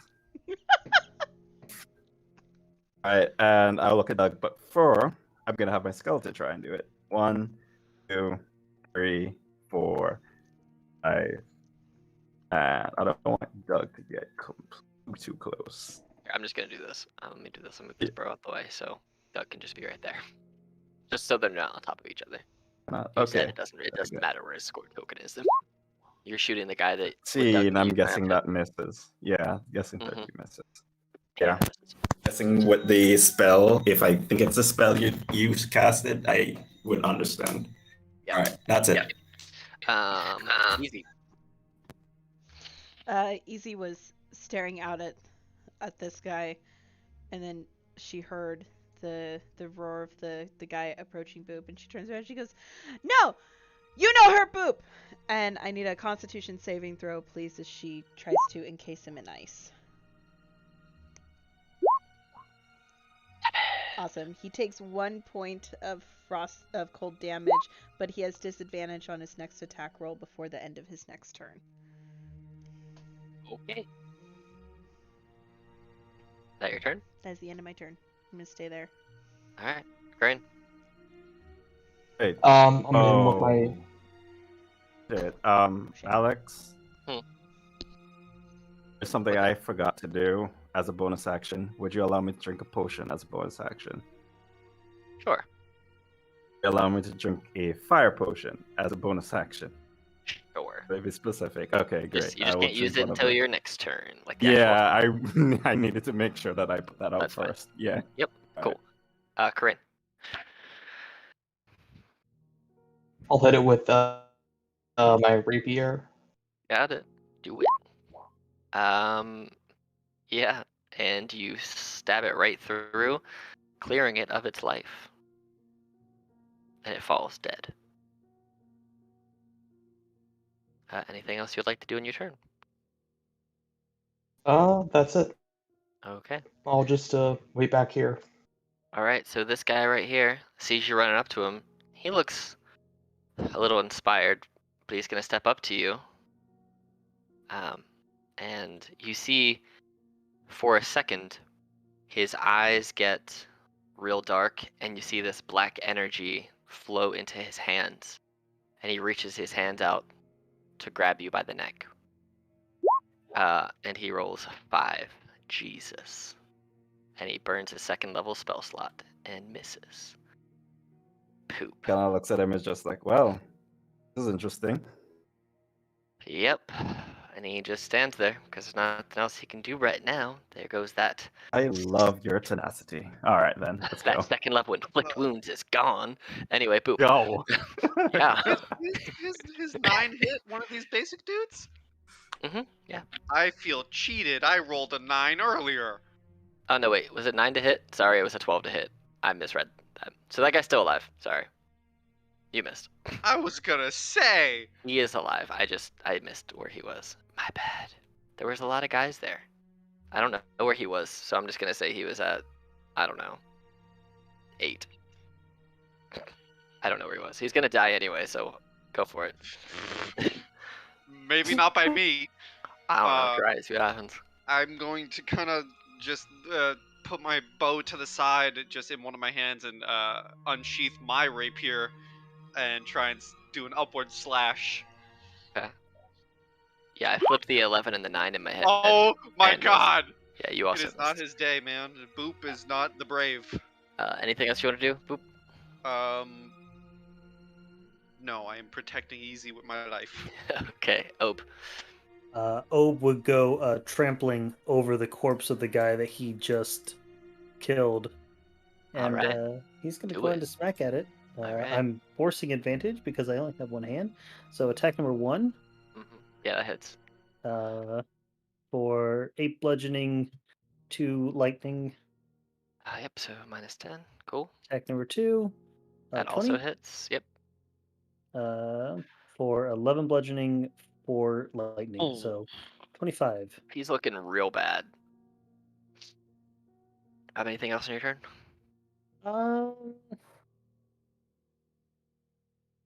Nope, I don't think so. Okay. this cultist, surprisingly still alive, because, I messed up his stuff. He is gonna D6, 1 to 3, he's gonna go for Karen, 4 to 6, he's gonna go for Boop. Boop, he's gonna take a smack at you at disadvantage because he's frosted. Doesn't 16 hit you, Boop? That's exactly my armor class. He just slices at you with a scimitar for 2 damage. And that's his turn. Ow. And that is his turn. Hayase, you have advantage because you're flanking. I rest my hand on his shoulder and I look at him. How do you want to die today? He looked at you like, I don't. Oh, too bad. That hits. Me too. Yeah, the first one hits. 26. Yeah, they both hit. Do your damage. Let me see how this goes. 11. How do you want to kill him? 6. I want this to be over. Yeah, he's dead. He had 3 HP left. Her shoulder. And he says, I don't want, yeah, as he just says, I don't want to die. It's just like, punch, keeps punching until his head is just like a bloody mess. And that would be the end of my turn. You just beat this dude to death. Do you Yep. want Doug to do anything? Oh, is there anybody? Oh, this guy's still there. Yeah, that guy Alright, that I accidentally took off the map when I shouldn't have. But he's fine. Okay. He's still alive. He's hardy comparatively to the guy you just Damn. squished. To this guy. 14 does hit. With piercing damage. He is on Death's door. He's moved past Death's driveway. He is now in Death's front door. Easy. Just let him in. Let him Easy reaches a hand over Boop's shoulder and draws a quick sigil and says, "Don't you dare hurt Boop!" And firebolt to the face for the 1 point of damage that he probably needed to die. I'm not even kidding you. Dude had 1 HP left. Perfect. You see that Easy makes this tiny little firebolt and it's just pew! It just hits him right in the face. And for a second, it doesn't look like it would do anything of any real, force. But then it just kind of stops. His head kind of turns and just falls to a pile, dead. That is the end of these guys. Boop, are you okay? Boop's just standing there with holding his arm, which just has a slash across it and is bleeding. And I'm he's gonna take these tokens off the map because I don't want them there. I protected Easy. Yes, and Easy Did protected very you. well. Do you need potion? Oh, I think I'll be okay. Okay. Bob would like to inspect the 2 bodies of the head people. Okay. Yeah, as you investigate what looked to be the head guy, you see that he has a book that he seemed to have been reading from. Even with a 3, you find you guys find it. It wasn't super hidden because he was leading the ritual as you approached. You find this book. And it is written in both shorthand and long form script between Common, Terran, and Infernal. And so between your group, you can make out about 2/3 of it. But the bits that you can make out seem to be set in almost riddle form in how they need to complete this ritual. As you're reading through, you see the first phrase, and it says, "You measure my life in hours, and I serve you by expiring. I'm quick when I'm thin, and slow when I'm fat. The wind is my enemy."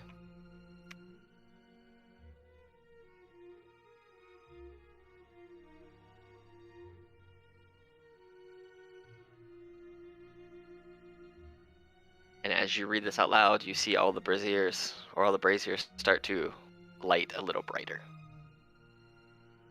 Fire. They're responding to Candles. kind of what you're saying.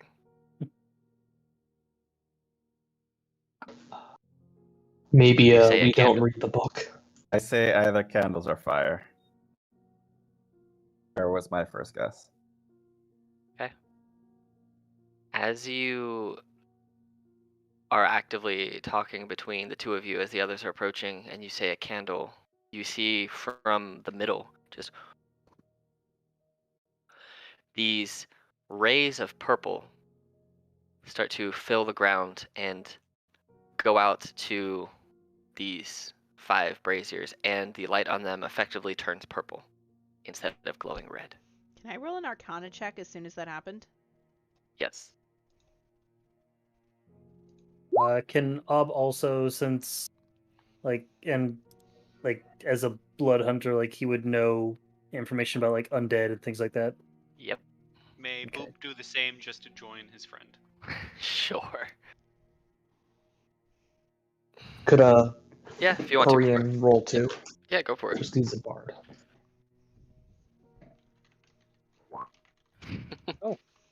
So between all of you, you know, or you figured out that they were trying to create this ritual and make it happen in an overly complicated kind of way, but they were trying to sacrifice each of their persons to one of the braziers in an attempt to turn all of them undead, rather than just completing the ritual and seeing what would happen. But you do know that this is seems to be some sort of arcane puzzle, and that based on the one answer you've come up with so far, it seems that each passcode will do something different. And as do we feel with that check, do we think that if we were to keep answering these questions, we would complete the summoning? You don't know. Okay. You feel like completing this would do something, but you don't necessarily, you can ignore that, but you don't know what it is that would happen. As you did it, you felt a little bit of the ground shimmer beneath your feet, almost like something wanted to move. Ob, you felt it, mainly you, because you were on the middle. You felt this kind of shift just a little. It didn't move, but you felt a tremor. Yeah. Ob would get off the center plate. As you get off the plate and kind of think for a little bit longer, you read through the book once more. And the next thing you can decipher says, what disappears as soon as you say its name? I know what it is, but I'm not going to say because I don't want to spoil it.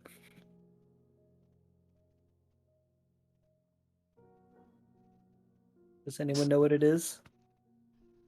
I think it's no. You out of game know what it is. You can roll intelligence check to see if Ob knows. Okay. Just to see. Intelligence, I feel straight like I've intelligence? heard this before. You have an idea. Okay.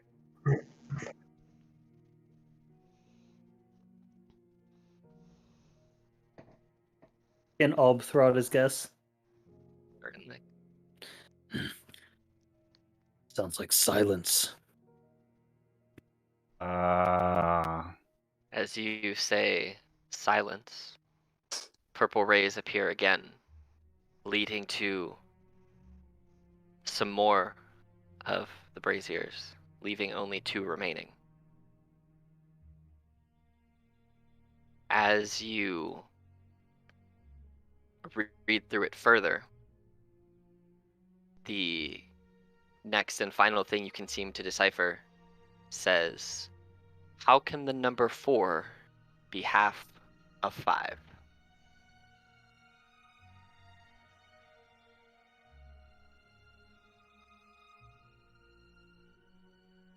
Somebody told me this once before, but I can't remember how it goes.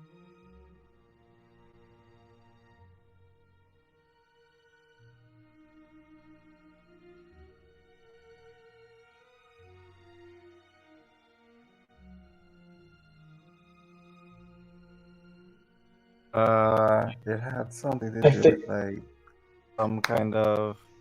It's not our 5. Can I think that's how it's supposed Could to go. I have Corian roll because I think I know this. Yeah, go for it. Uh,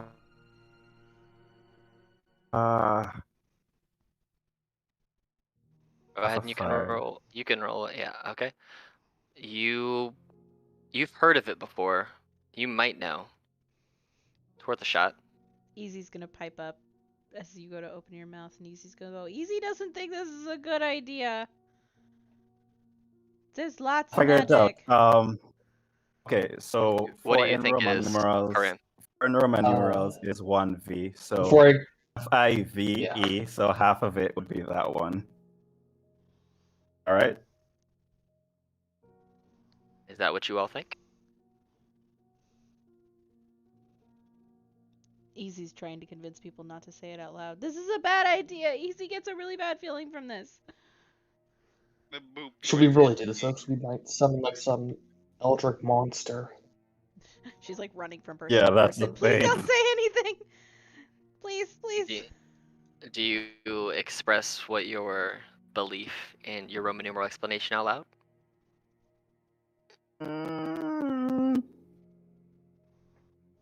I don't know exactly what's gonna happen with this thing. That's the thing. Please, Roll please int- don't say anything. roll intelligence, actually, because I want to be fair. I'll roll intelligence to see if she speaks low or not. Oh, she does. She's not gonna say anything. There you go. What do you guys want to do? I mean, if you guys give me some time, I could cast a ritual on it. Or you're, I don't think, like you said, a bard. I don't think a bard Bards can do don't get ritual ritual spells. spells. Yeah. I know I would. Yeah. I know I would use a spell slot, but I do have one. I was gonna say, I thought at a game, I thought some bards do because couldn't Chris cast Tiny Hut as a ritual? Every No. time. It might also be DM fiat in some games, but by raw, no, you can't. Oh, okay. Good to know. I mean, do you guys want me to use a spell slot? Or would that be acceptable, DM?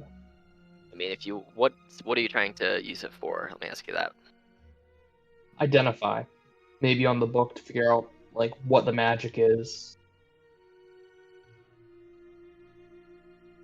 Sure, you can do that if you want. Just can I make a religion check to see if I know what this thing is or what it might do? The book. What do you ask the religion check for? Basically, you're- okay, so this is a cultist thing. I know that for sure. Mhm. It has something to do with death in some sense, because I know these guys were kind of, well, they're skeletons for one. They were Yeah, decomposing they were instead of getting there. Yeah. Yeah, and this guy was throwing around like necrotic magic. So Mhm. I want to know if I could like consult Carl to see if he could like figure out what this thing is or what happens, or if it's like what will happen if we mess with this. Sure. You can do that before you cast Identify if you want to try and save the spell slot. But if you want to cast Identify in the book, you are certainly 100% allowed to do that too. Okay, so And we'll say for Carl, you will roll, because we'll say roll, yeah, the religion check and see what happens. Just a straight religion. And for Carl, I don't know, we'll use your 20 for religion, that's fine. Carl has heard of rituals for summoning larger beings and stronger beings to different planes of existence. This doesn't seem like it was a summoning ritual, unbeknownst to those who were performing it. He doesn't know quite what the ritual was for, but it does not seem like a summoning ritual. Could Ob Okay. roll whatever? Could Ob roll a check to see if he could like put together that when he opened the when they activated the first one, he felt the rumble shake. That possibly this is like to open something underneath. I know I'm sort of not metagaming, but I will, well, with the 20, I will inform everybody that yes, we're not summoning any demon or anything like that, so it's not that. Okay. You can go ahead and roll a. Yeah, you can roll a perception, Ob. We'll see what happens. Probably not. A 9. You know that every time that you guys spoke what seemed to be the answer, the ground felt like it was rumbling and shifting a little more. But only in this middle circle.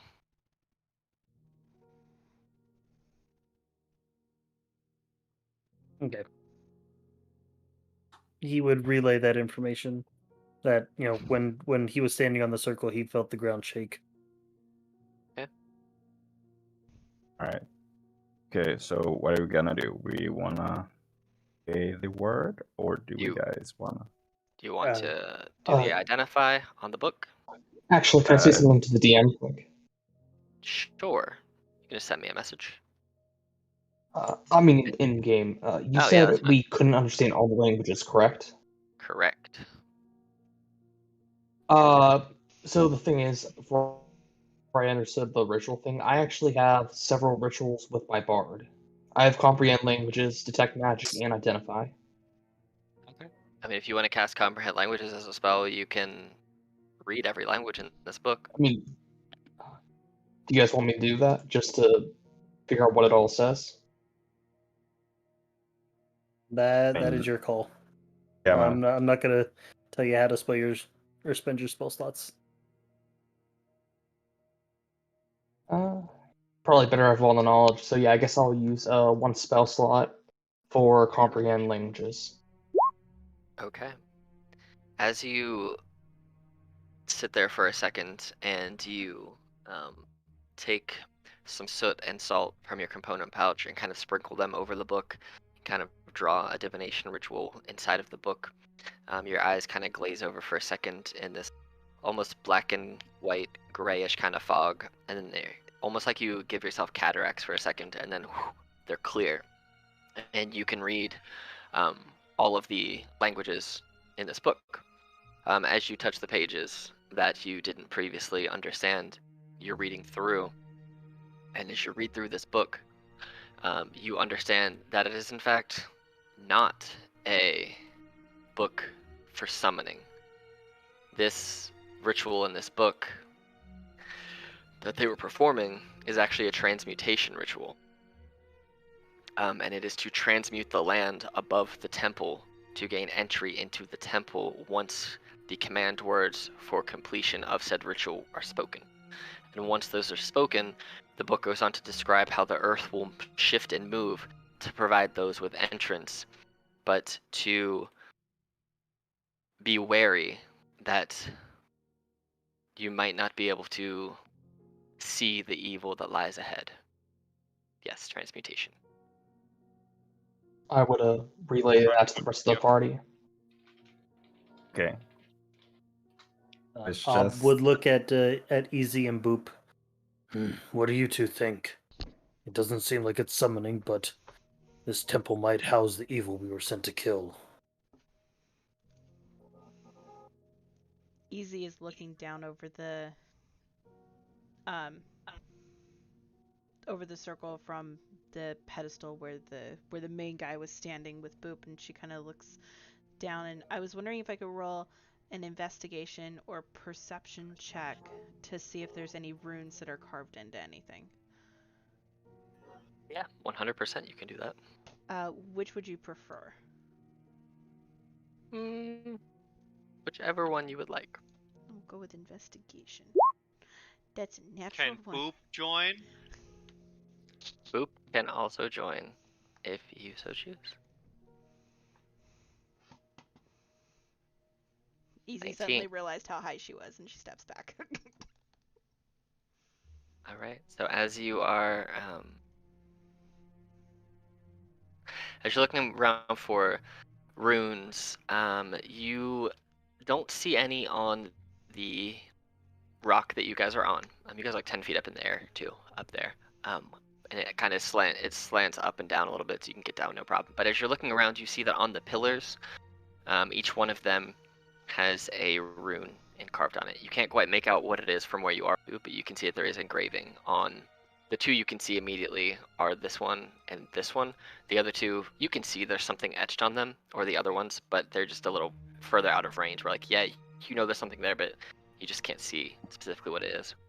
Okay, I, seeing all this, similarly realize how high up I am and quickly back up. And I tap Easy on the shoulder and I say, Easy, look, runes! And I point at each of the pillars. Can I make out what the runes specifically stand for? Yes. Go ahead and roll an Arcana check first. Wow. Roll a history check at disadvantage, because that was deciding what the check was going to be for history. Wow. Okay. All right. You know that they are for something, but you don't know what. We're up high. I don't know why Easy came up here. Easy is scared. Easy wants to go back down. Let's go back down. And I grab Easy's hand. Okay. And start walking.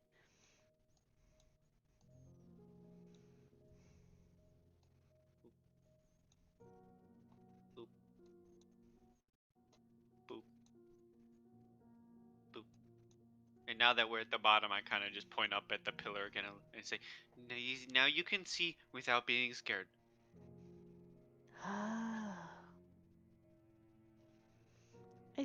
Easy still doesn't think this is a good idea. Easy thinks we should bring the book back to them. Have them figure it out. But I think we killed them. No, not them. And she like points towards the vise. She's like, no, not them. The poofer. Well, who's them? The poofer. Poof. Remember? As The you guys guy are on the coming horse? down, Oh, the poofer. The poofer. what are the three of you guys doing as you see the other two kind of making their way down, and Corinne read the book out loud? Well, we know that this is not a summoning. We know that there's a temple underneath, presumably. So I think it would be safe to.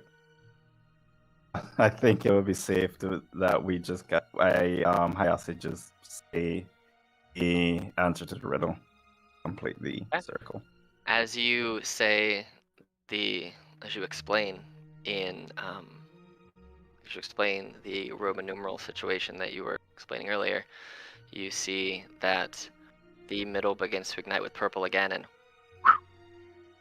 two other rays fill out the remainder of the braziers. And as it happens, you guys see that they change color, and the rings around change to a purple fire. And as that happens, you see the center circle just kind of rolls to the side, and a staircase leading down is revealed. Okay. And Boop, with Easy hiding behind you, you see all of the runes on all of these pillars.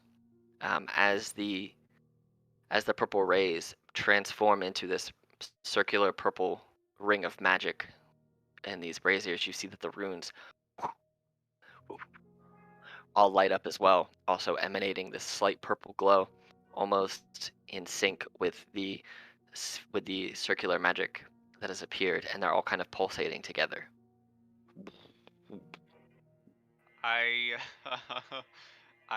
just look at Easy and I say, now Easy, I know Boop has to be brave, but I don't think I can be brave right now. Pointing to everything that just happened. It's okay. It's Easy's turn to be brave. And Easy will step in front of Boop. You lead the way. If anything dangerous happens, I'll protect you. Okay. I protect you first, though. Okay. But then I protect you. Okay. Are you guys going to head downstairs? Ob would pull out his lantern of revealing and hold it with his trunk in front of him, and then head down Before we go down, do you guys want to take like a short rest, just to get back to fighting shape for those of us who are hurt? I need Uh, to actually drink some water, if that's fine. Ob would be willing to take a short rest. Easy would agree. And with if we short do that, rest. I'll Okay. DM if it's acceptable. When we do that, I'm going to use a Song of Rest. You guys can 100% take a short rest if you would like. Yeah, get back that one key point. There you go. Key points are a valuable resource, man. Alright, so go ahead and roll a d6. Mr. Bard. And then, cool. So, roll a d6, Gran, and this will say how much everybody gets on top of whatever they roll. So you get one extra hit point. Ouch. So if you roll hit dice, you get one total extra hit point, which I mean, you might need just the one. Well, I was only missing 2, so I'm glad I rolled low. There you go. A 5, so. I'm gonna move you guys all together too, just so you're in the same. Easier for me to grab. Boop spends the time during this rest kind of just bandaging his arm wound. Easy is helping. Okay. You guys get through your short rest. You all make your way downstairs. Yep. Yep. As Ob takes the lead, and you follow the spiral staircase down, you seem to be walking for a strangely long amount of time. And as you are going further and further down,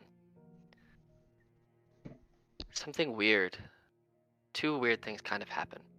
Firstly, when you're 40, 50 feet down, you feel and you hear this rumbling as the same sound you heard before when the stone entrance to this underground stairwell opened seems to shift. And then it stops in just as the same amount of time as it took to open. You feel now that the staircase has been enclosed. And as you go to look up, the slight purple glow that was emanating from above you has disappeared. And the second thing, which feels strange, you were looking ahead, and light seemed to be not really a problem. For one, since Ob is carrying a lantern of revealing, and two, for the majority of you who can see without light. But as you turn, and the purple light disappears, you're used to there being shades of gray in the darkness. That doesn't seem to be the case anymore. It seems to be that you are now without your ability to see in the dark. Something is suppressing your inherent ability to see in the dark. Magical or racial means otherwise have been suppressed, walking into this very deep, dark, oppressive tomb of a stairwell. And as you move further and further down these stairs, two distinct tones can be heard from below. The first being clashing of metal, angry yet purposeful, mixed in with that of a softly droning ocean mingled with the violence of angry hornets. But they seem to be coming from two different sources, both speaking in different tongues, a combination of infernal and primordial abyssal. You're getting like this angry yet sophisticated yet purposeful conversation. Sounds like it's someone trying to have a conversation while performing some sort of ceremony. But as you climb lower and lower and these sounds get louder and louder, those of you who can speak any of those languages, you hear a more feminine aspect of one of the tones and then a more masculine, like deeper, lower growling kind of tone. And it is in fact two people having this conversation. The woman saying that she wishes to give over her followers to her master, to the man she is speaking with, for the power to regenerate after death and to be able to control death of itself. And the other, this deep, like just unsettlingly creepy tone from what you soon learn to be Obysus himself. And as you get down into this room, you enter, and as you enter, you see across the way a tall, bald woman with a long flowing white dress split at the top of left thigh, blade in one hand with a green amulet glowing on her chest, with almost this strange spirit-like being kind of emanating around her, this being her. And you see that as she looks to speak, there doesn't seem to be another creature in this room with her, but the voice is still there. You can still hear them talking. And then they turn, and she looks at you and says, "Huh. In common, I see you have come to be the vessel for my master. Which one of you is willing to sacrifice themselves to begin to live on this plane once again?"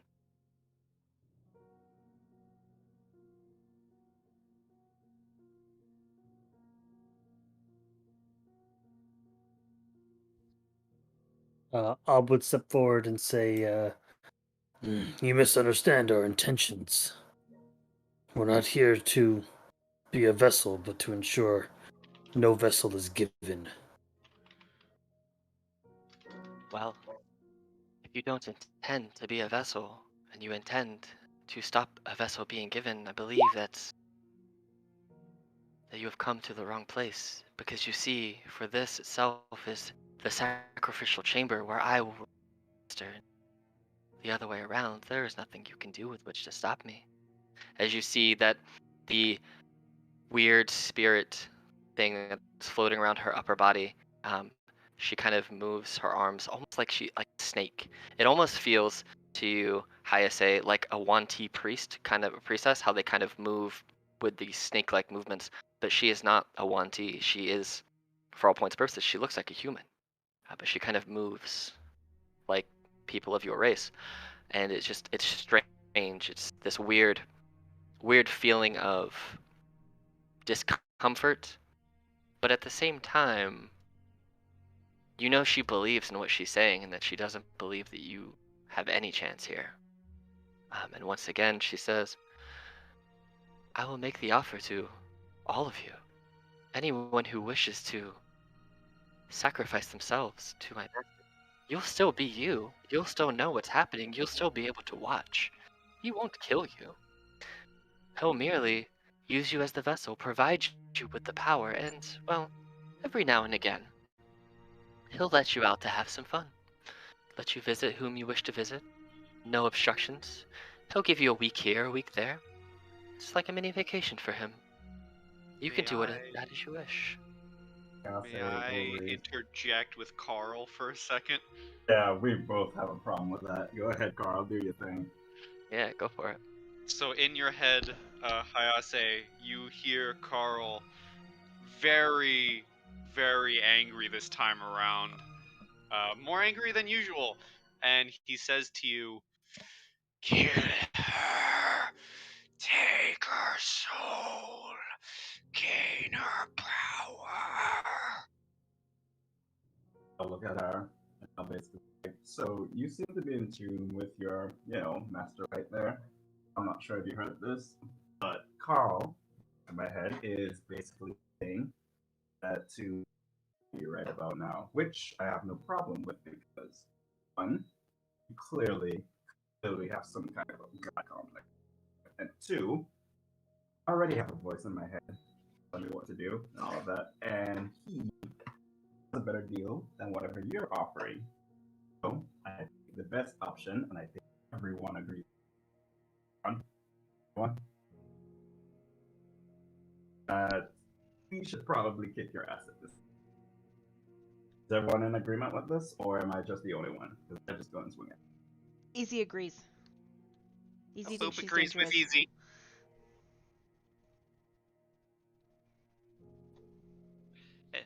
And Boop agrees with Easy. And she looks at you, Corain, and says, "We haven't heard from you. I see great power and great promise in your future. Do you wish to be the one that joins and really builds on their potential and grows stronger than you ever thought possible?" May I ask you a question in turn? She nods. He's your master, correct? Yes. If he's your master, why don't you simply allow him to overtake you? You would be one with him, you would be able to commune with him even more deeply than you are now. Would it not make more sense to have a true follower become his vessel rather than one who is not knowledgeable of him? He has already granted me power and given me my role in this play, shall we say. My role is not with which to be his vessel. My role is to bring him those who could be his vessel and But at the same sacrifice point those in to time, him. once you have done the deed, he will have no more use for you. What Oh, is there to say that he will simply not throw you away nobody, like many others have? nobody said he is only searching for one vessel. If you believe that a single vessel can contain the entirety of the Master, you are sorely mistaken. It will be but a sliver of his power, and eventually he will make his return. But a single mortal could not contain the entirety of his power. They would simply die and explode, and their soul would be forever tortured in the underworld. This is why we need many, many, many vessels, not just one. It is my job to find them, and my job to provide them. And that is my task, until it is no longer. And when it is no longer, my master's will be done. And at that point, he may do whatever he so wishes. So I ask you again, do you wish to be a vessel for the power of my master? Hayase will raise her hand once more, and she will basically say, "See, I know you're full of shit because Carl only needs me. In this case, the only reason that you want more people is the fact that you're not strong enough to handle this guy. And that's why you need more people to basically dealings with your master. And that just gives me more impetus to actually pick the shit out of you." More than welcome to try. And she goes back to chanting to Obysus, waving your threat away as if it was nothing. Before I do anything, can I make like a history check to see if I know what's going on with the, entrencher standing at this point? Sure. Okay. It seems like you said, something that Yanti is. You don't know specifically what she's doing, but it seems like another communal ritual, like she's communing in some way. So.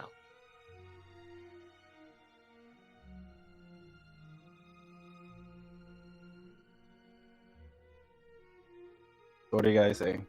You go in and swing in, or you guys want to do something else before you do? Would you mind if I try one thing? Go ahead. May we ask for your name? He looks at you. Says, "My name is of no importance. I am merely a priestess of Obysus."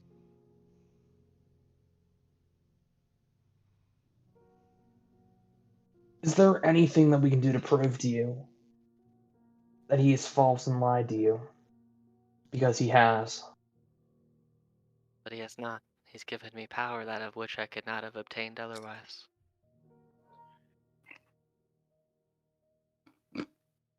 What did it cost She, you? more than you'll ever know. And she steps to the middle of this, and you see that her arms, where her tattoo tattoos are, and her pendant, and her sword, and the spirit that's kind of floating around her all kind of have this weird greenish purplish pulsation, and you feel this aura kind of emanate from her. Up to all of you once more, you see that one eye has turned this dark green, and it has like this green smoke coming from one side of it. And you see that the other eye has turned black, and it also has this black smoke coming from it. And she just kind of stares.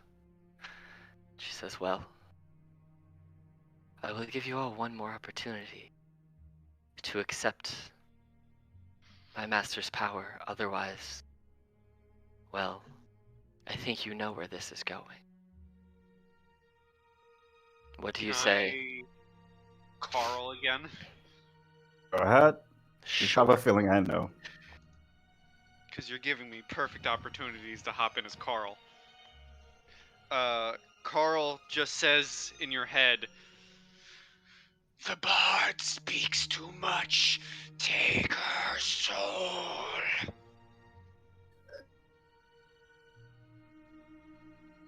I have my answer. She looks at her and goes, be like, I think I just want to take your soul at this point. Is that cool? She looks at the rest. Are the rest of you with them? And that you don't believe this is the right deal for you?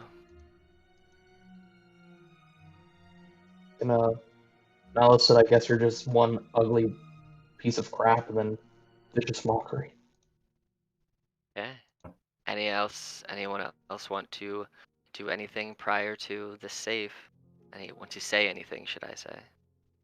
Yes, I have two shurikens, so if we're going and So swinging, I basically can the way this is gonna work is everybody can say one last thing, and effectively Karians will be the last person to say something as they are using vicious mockery, and that will be what initiates initiative. They'll get that one single action attack, and that will be what, since it looks like we're Okay. fighting.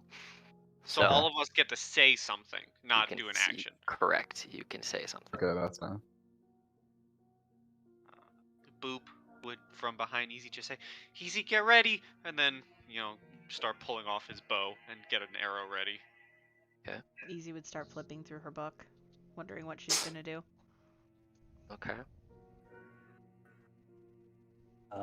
Would basically like slide his warhammer down into an attack position. You see it start to crackle with lightning. All right. Yeah, so we'll basically pump our fists together. It's like, all right, Carl, game time. And you just kind of see your tattoos shifting a bit. Okay. And vicious mockery is a wisdom save, correct? Yep. Let me do it. Okay. Or wisdom save. Okay. She does not fail, but it is initiative. Go ahead and roll initiative. Oof. Oh, good. Oof. Wow. Those are really bad. Wow, we're all on bad Ouch, initiative. man. Sheesh. Yeah, we kind of suck this fight. Mhm. At least there's only one of them for now. All right. Brent, I guess You're it's up a first. longbow time. okay. Roll your longbow attack. That hits for 8 damage. Got it. Okay. Anything else you want to do? Movement, bonus action? I'm just gonna move here. Okay. Easy.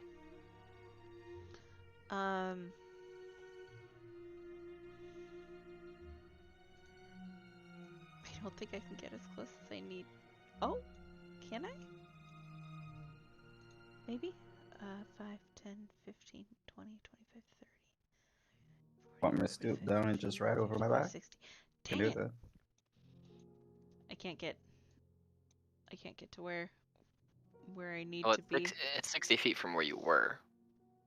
I was right here. Oh, you're right there. Yeah. Yeah, then you are 65 feet away. 65 feet, yeah. Literally a 5-foot difference.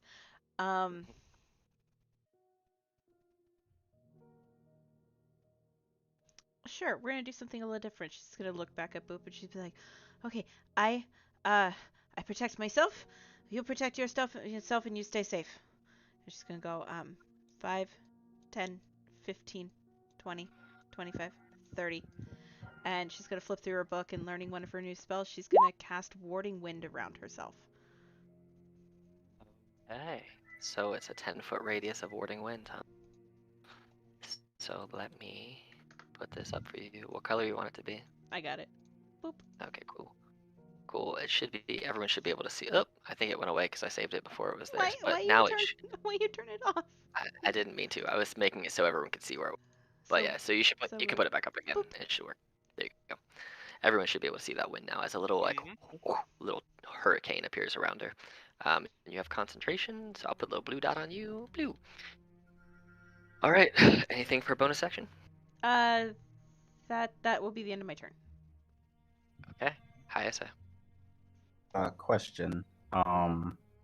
A fire breathing potion lasts for an hour, and I think it would be gone at this point, right? Correct. You guys did take a short rest. Okay, go. I'll basically take another one as a bonus action, Okay. and we'll move. Let's see.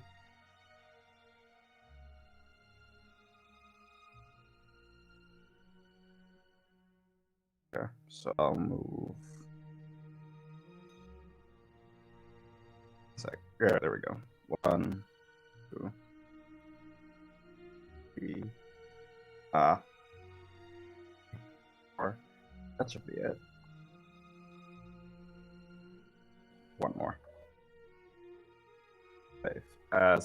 As an attack, I am going to.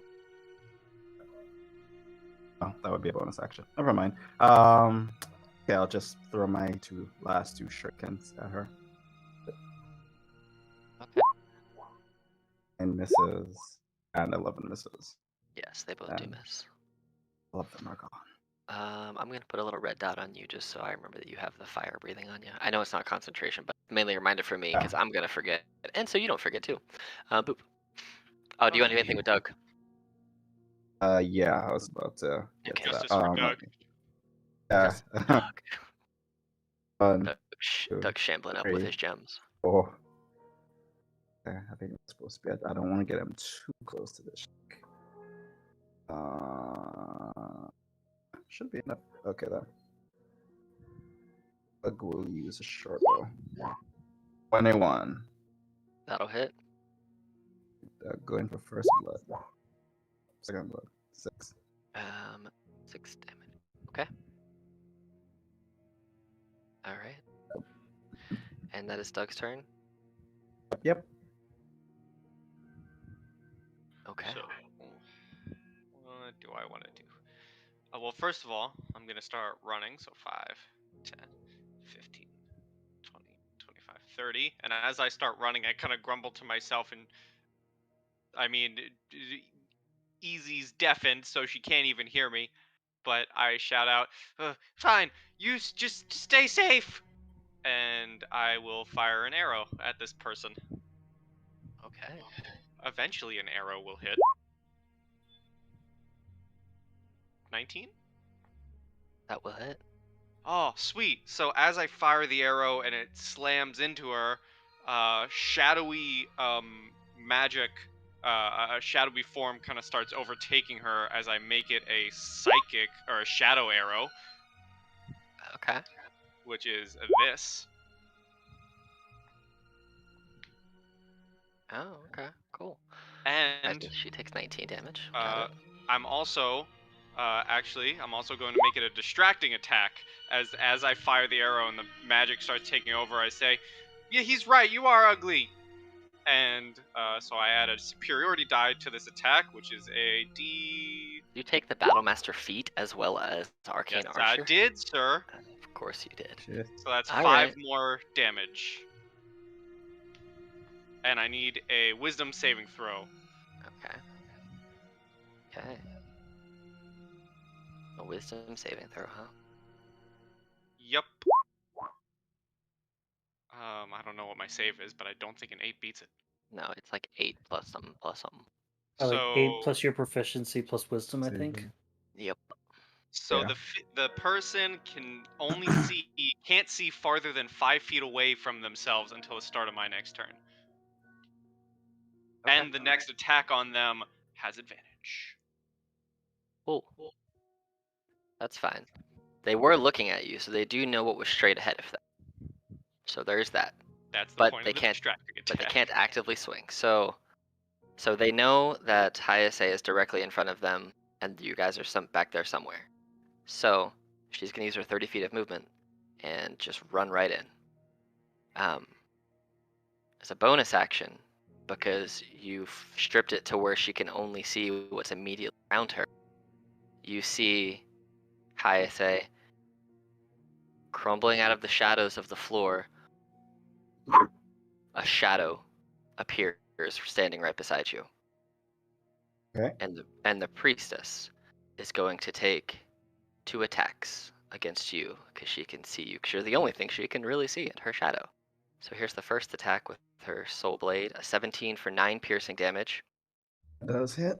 and you are paralyzed until the start of the priest's next turn, Okay. which means you're incapacitated. And I don't know if you've ever seen the paralyzed condition, but it's all of these things. A lot. It's all of these things. So she's going to take another soul blade swing at you.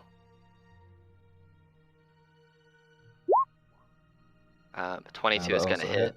So it's an auto crit because you're paralyzed. So it's 9 plus 8, which is 17. And then, so you're paralyzed until her next turn. And then the shadow is going to take an attack, because it attacks immediately after she does. On you. Which, is it at advantage? I can't remember. Have advantage, yep. So, once you're incapacitated. yep. So here's 23 to hit for 8 necrotic damage. Yep. And your strength score is reduced by this much. By 4. Okay. I mean, it was that bad already, but yeah. What is your strength score now, after reduced by 4? 4. It's now 4? Okay. Yep. It was 8. Now it's 4. Okay. Good to know. I'm going to put a little... you're going to be lightning bolt, because that's paralysis. And that is her turn. Obe. Okay. I'm gonna have to make this really quick around here. Bonus action. I'm going to take my potion, my mutagen, so that bumps my strength up by 3. Sorry. So that bumps that up to a 1. And then I'm gonna come up and I don't even have advantage anymore because he's incapacitated, don't I? Okay. Correct. Gotcha. Yeah. Sorry, I'm trying to multitask here. I'm gonna take 2 attacks so- against the thing that just appeared out of the floor. So attack number 1 That will hit. for 15 bludgeoning, 1 lightning. Okay. Is it still there? Yes. Okay. Second hit, crit. It's gonna go down this time. Okay. Yeah, so as you, the shadow disappears. Okay. And then I'm going to. Let's see. So where was I? I think that was 15. 5, 10, 15. I'm going to try to throw myself over here to protect the wizard. I'm kind of glad I remember this. Ob, your first attack would have had advantage because of my distracting strike. It wasn't on her. It was on No, the shadow. on the shadow. Yeah, Okay. it was on the shadow. As you destroy the shadow, it falls back into the ground and goes, seems to crawl up into her legs and reappear on her body, someplace under her dress. Oh, ooh, it's gross. Okay. And that ends my turn, and I need to step away for a second. Okay, Rain. I guess we'll take a longbow shot at her. Okay, it's at advantage because it's the first attack. Since it's distracting shot. 20 will hit for 11 damage. And I'll use a bonus action to cast Healing Word. Okay. Who are you healing? I'm assuming Hyasa. Yeah, high essay. Okay. So roll that Nice. healing word. How much health is he at? Hold on, give me a second. Forgot. Like 17, I think. No, remember we did. Yeah, it should be. Yeah, 17. I'll do it at a second level. Okay. So you get 8. 8 healing points to you. Okay. And that's it. All right. Thank you, Nilo. I mean, she can't say it, but feel it. Easy. So Easy is just like frantically flipping through her book. Where is it? Where is it? Where is it? Where is it? And she's like holding down her hat that's like trying to blow away in the wind. And she finds it. And she slaps her hands down on it. She looks up at the woman, and she mutters an incantation. I need a Constitution saving throw DC 14.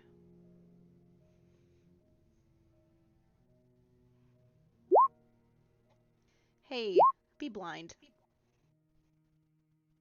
Interesting. No more sight for you. Snap. Okay. So she is blinded by the not light. We'll go with Blinded by the wind. Yeah, we'll go with bleeding eye one because that's fun. perfect. Okay. And then I'm going to move over this way, so that way he's not in my difficult terrain anymore. And that'll be the end of my turn. Okay. All right. So Hyasa, you are incapacitated. Double check on Huh? here. You're paralyzed basically until the start of her next turn. Cool. Yep. So once your turn's over and her turn starts, it's just over. You're not paralyzed anymore. So Yeah, no problem. there's this. Cool. So you can't do anything on your turn, but Doug, Can. I'm gonna say, can still do stuff because Carl effectively commands Doug. So you can have him do stuff. All right, Doug will move right there, and you'll take a shot of 18. 18 will hit. That's actually a Avenge me, 19. Doug. 19. That but will hit for sure. yeah. Avenge me, Doug, as he does 5 piercing damage. Yeah, the 19 because it said disadvantage. Got it. Gucci. Cool. Oop. Oh wait, do we have advantage because she's blind? Correct. Oh snap. Okay. Well, I'm going to 5, 10, 15, 25 right here, and I'm going to reach into my backpack or my what the frick is the thing that holds the arrows called? Quiver. Quiver. I'm gonna reach into my quiver and I'm gonna pull out an arrow that is absolutely just covered in this sticky syrup goopness. Okay. And I'm going to put it in my bowstring, and I'm gonna pull it back and fire with my one of my sticky arrows. Okay. At advantage, correct? Yep. 22. That hits. So it does the normal damage, and then I need a strength saving throw or be grappled.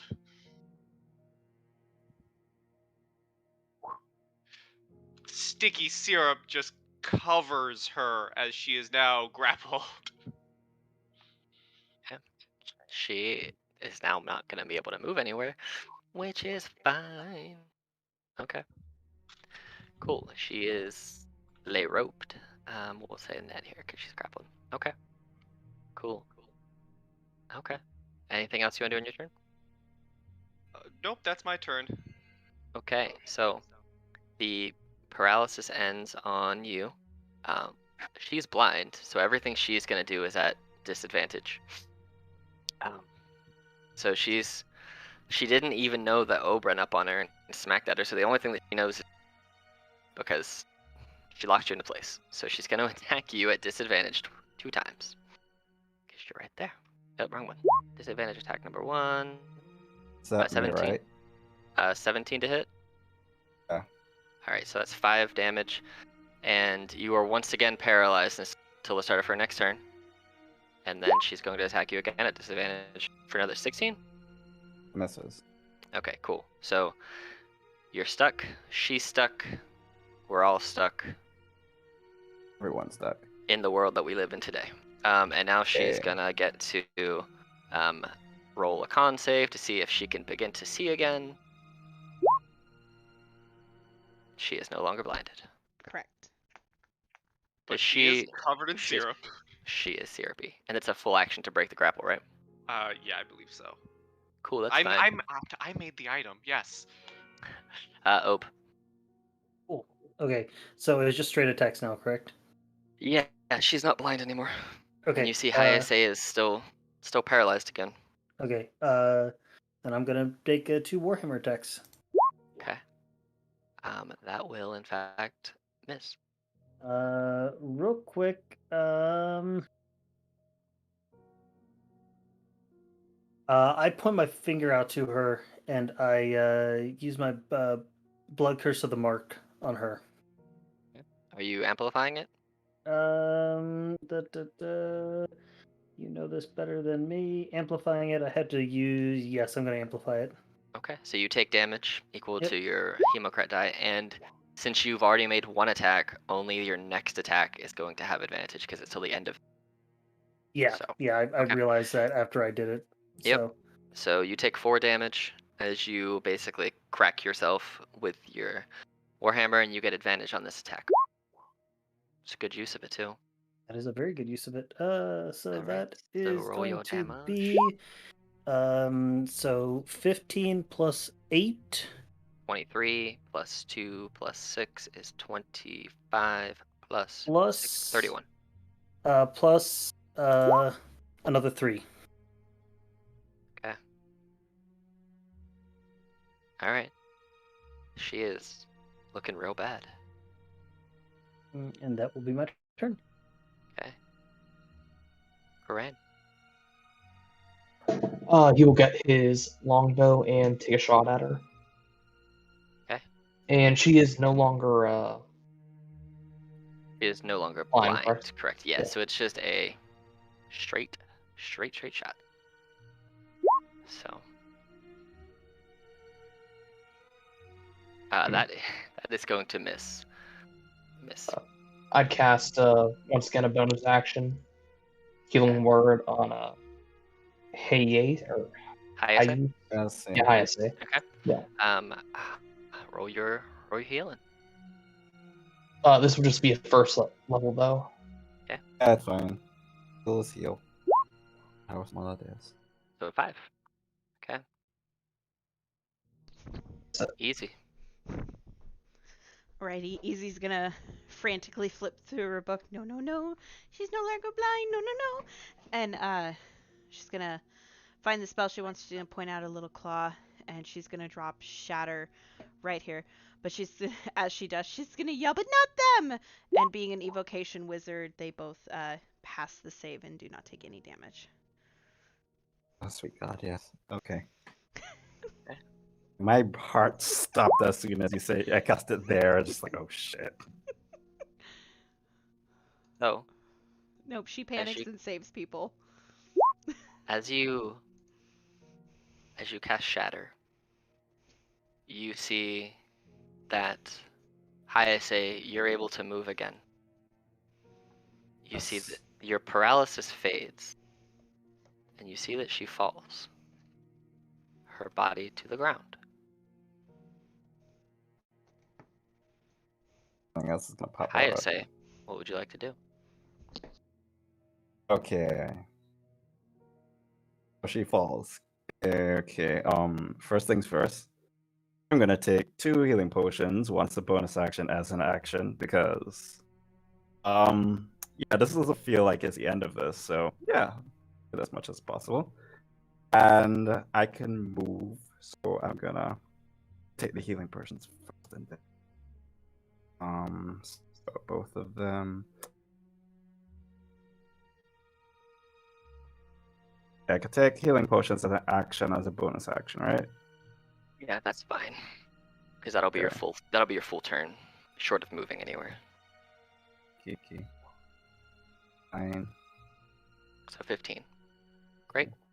You can move your full movement too, because you do have that.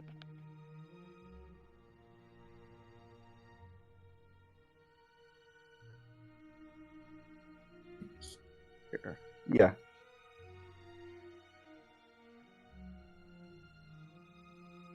That's it. That's the end of my turn.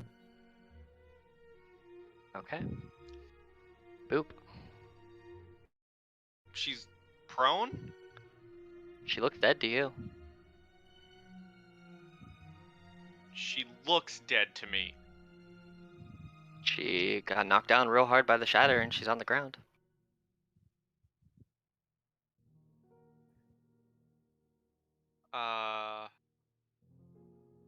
Still covered in syrup? It seems to have, as she's fallen to the ground, it seems to have just, like, leached off of her. Okay. I just kind of stand there and look at Easy through the heavy winds and kind of just give a very questionable thumbs up. And that'll be my turn. Okay. As you look at Easy, and you give a thumbs up,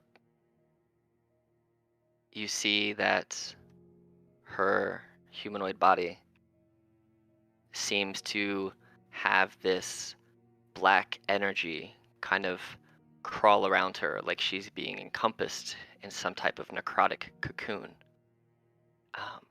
Her visage comes bone white, and she uses half of her movement to stand up. As she Boop immediately panics and goes, thumbs down, thumbs down. As she stands up, you see that she begins to cast an incantation. I need everybody that is in this radius, so everybody. Everybody.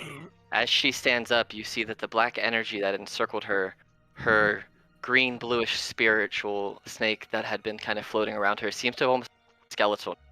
And I need everybody in this space around her to make me a DC 15 Constitution saving throw, please. Question. Does Yes. this require having to hear her? It specifically says, each creature in the sphere. Nope. You just have to be in the sphere. Okay. Because this does definitely. Okay. So. All right. Another question. This is magical, right? Yes.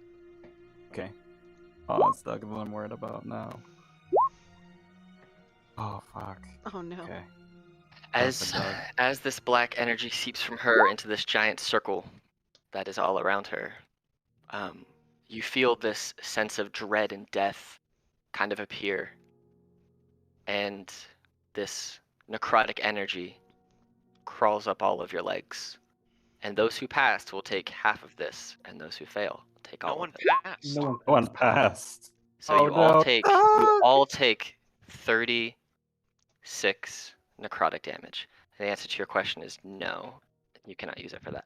So you all take 36 necrotic damage as the circle of death arises from around her. And as a bonus action, you see that behind you, Ob, another shadow appears. And she kind of, her head turns on its side, and she looks at you and says, I will offer you one more time, large man. Do you wish to become the vessel for my master and save your friends as they look like they're on their last legs? If you refuse, I'll take them anyway. It's your choice. And it's your turn.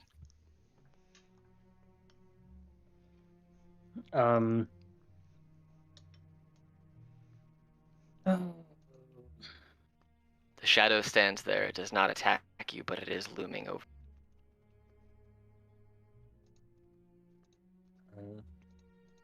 Ob would look at the priestess and say, "On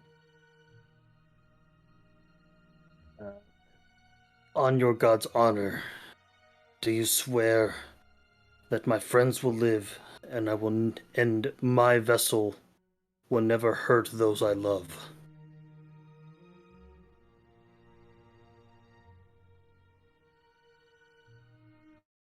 I say, are you still up too? I do. I'm down. Okay. It's like I what, just 36?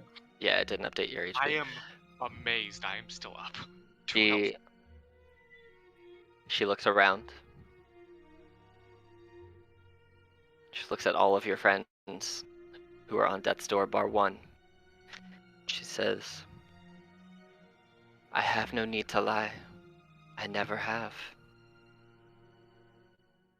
If you become his vessel, you will not harm the ones you love. He has no need for that. He has no need with such petty squabbles of man. He needs you for such greater things. Ob would basically, you see the lightning from his warhammer fizzle as he drops it and says, an abyssal, "My body is his." Those of you who are at 0 can still see what's happening in Boop. You can hear and you can see what's happening as Ob drops the lightning from his warhammer. And Ob, the skeletal spiritual snake that is flying around her, flies into your chest, and it's almost like the air drains out of your lungs. Your whole body flushes with this necrotic chill of death, similar to what you just felt, but it doesn't inflict any damage to you. You just feel this strange sensation, like you're not empty, but you're being pushed aside. You're still cognizant of what's happening, and you can still see everything, but now you have a passenger with you, your dark passenger, if you will. And it says to only you, you have made a wise choice. We will do great things together. And the priestess in front of you, kneels down, bows her head, and says to you, Master, I have completed my mission. I have found one stronger than any other that has found this temple so far. What will you have of me? And Ob, your body kind of takes over itself. You don't have control of what's happening. You can see what's happening, and you can feel your body move, control of it. You see that your warhammer once again lights up with lightning. Your shield lights up with lightning. And you see that your body throws your shield to the center as lightning is still crackling from it, and a massive cacophony of light and thunder just explodes the roof off of this temple.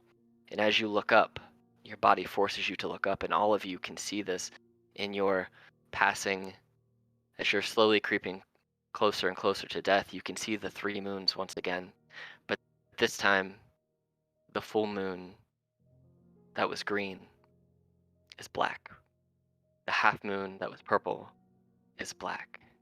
The crescent moon that was amber is also black, and colors that were meandering the sky no longer are colors. They seem to be that of ghostly spirits. It's almost like the light was souls from before, but now you see their true form and their true visage. They're almost skeletons and skulls and faces of those who have been lost or who have been stolen or who have been killed or flying through these skies. And Ob, you feel your hand that is wielding the warhammer your second hand reaches across it, and as this priestess is kneeling before you, you lift up the hammer and your body brings it down in one swoop and ends this priestess. the shadow behind you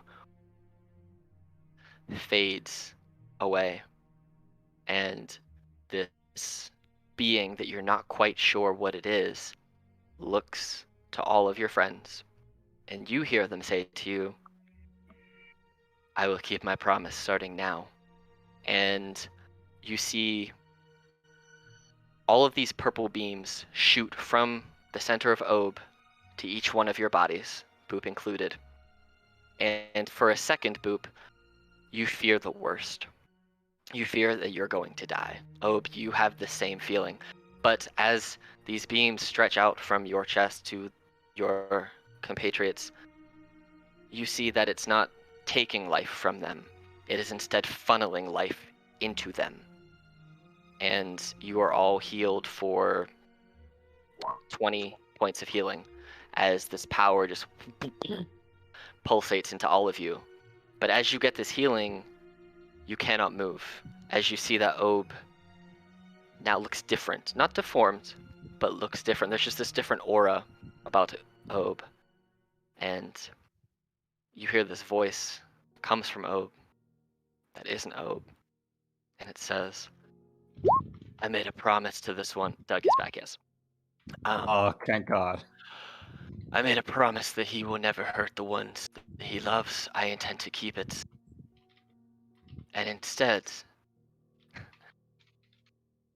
I hope to see you try and save him one." You can refuse the healing, yes. You can resist.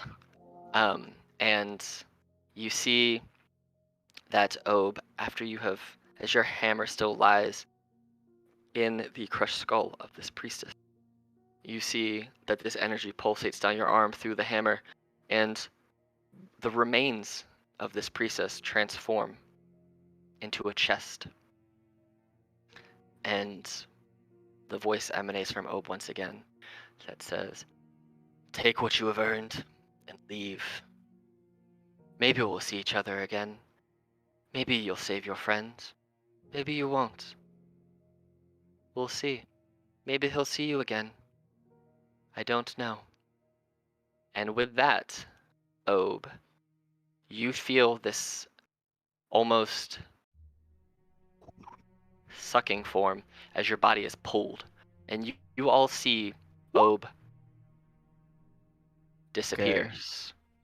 Before we do anything, I would also like to refuse this. Okay. I have to make that save for this. 100%. Ob, I Okay. you are not dead. I'm You have just going. been I'm going. teleported. Yeah. Okay, so here's how we'll do this then, since you're in order. You guys are all effectively, those of you who took the healing, are all paralyzed for a round until you can shake it and get up. So we'll basically roll through real fast. Paralyzed, high SA. Make that save.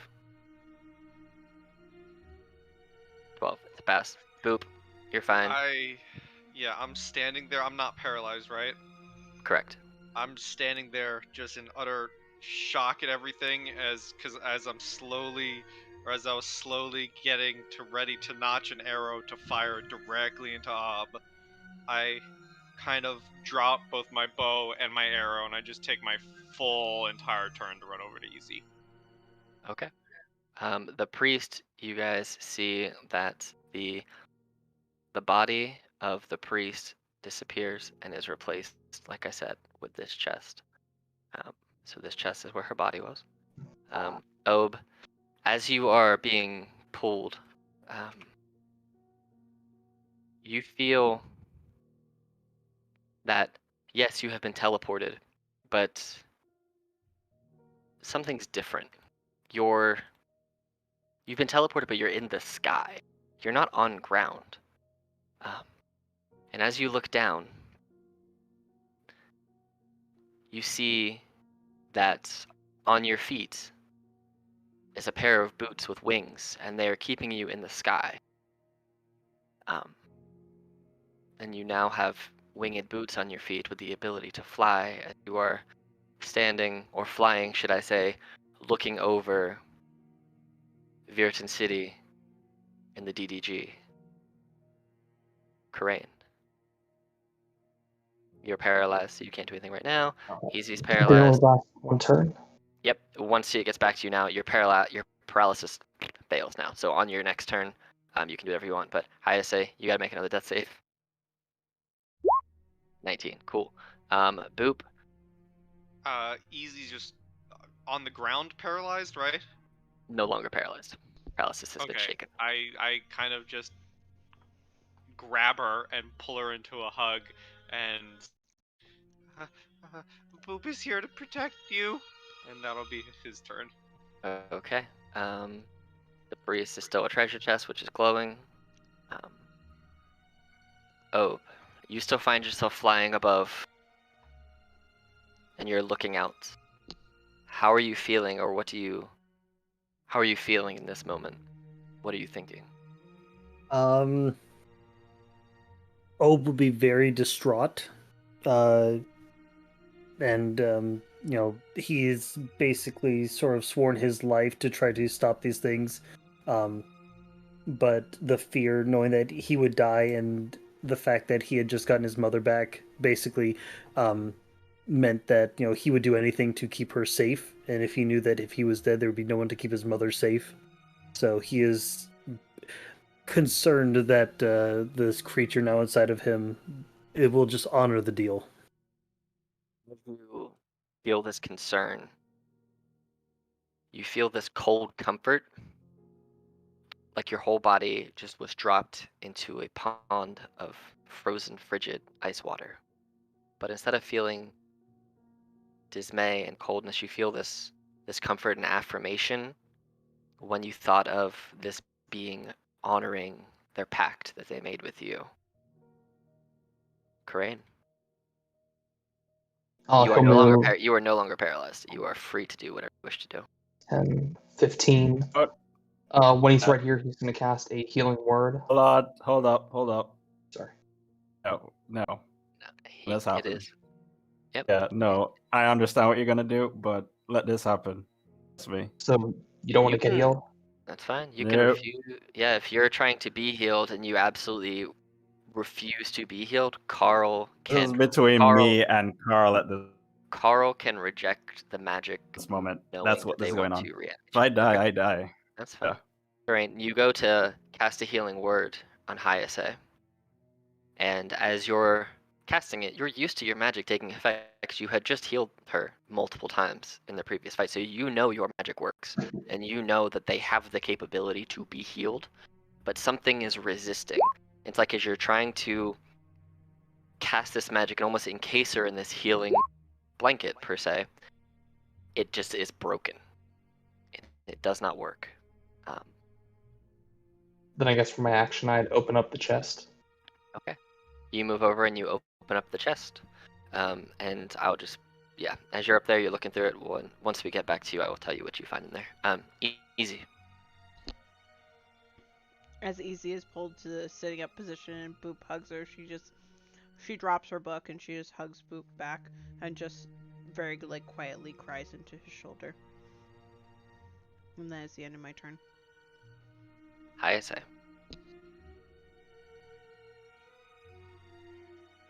That save, please. You resist the call of death, and you are no longer on death saves. You are stable. Does not feel stable. She is disappointed in herself. Can I, Carl? Yeah. Yes, you may Carl if you want. I'm expecting it. I would love to Carl. Go for it. Because Carl's pissed. You had her. You keep failing.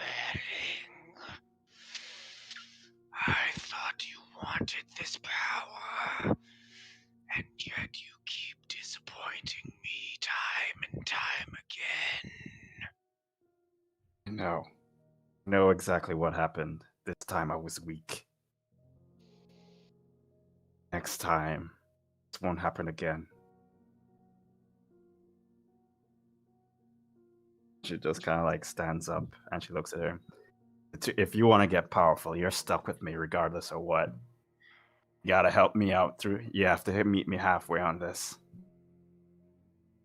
No more secrets. No more holding back. If we do this, we do this together. Oop. Oop. Uh, is just holding on to Easy and himself softly crying into her shoulder. Ob, are you back? Yep, I'm back. As you feel that cold comfort, you feel your body being pushed in a direction. Your winged boots are flying you in a direction. You know this direction, and it scares you. You're flying to where you left your mother last. As you fly down and float down to the place of which where you left her, you look through the window, the kitchen window, and you see from a distance she is sitting at the table eating a meal alone, solemnly.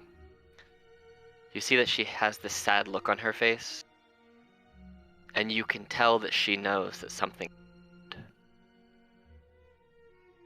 But as much as you try to push through and try and force your body to go further and go into the house, comfort your mother, you can't. Your body is just resisting what you want it to do.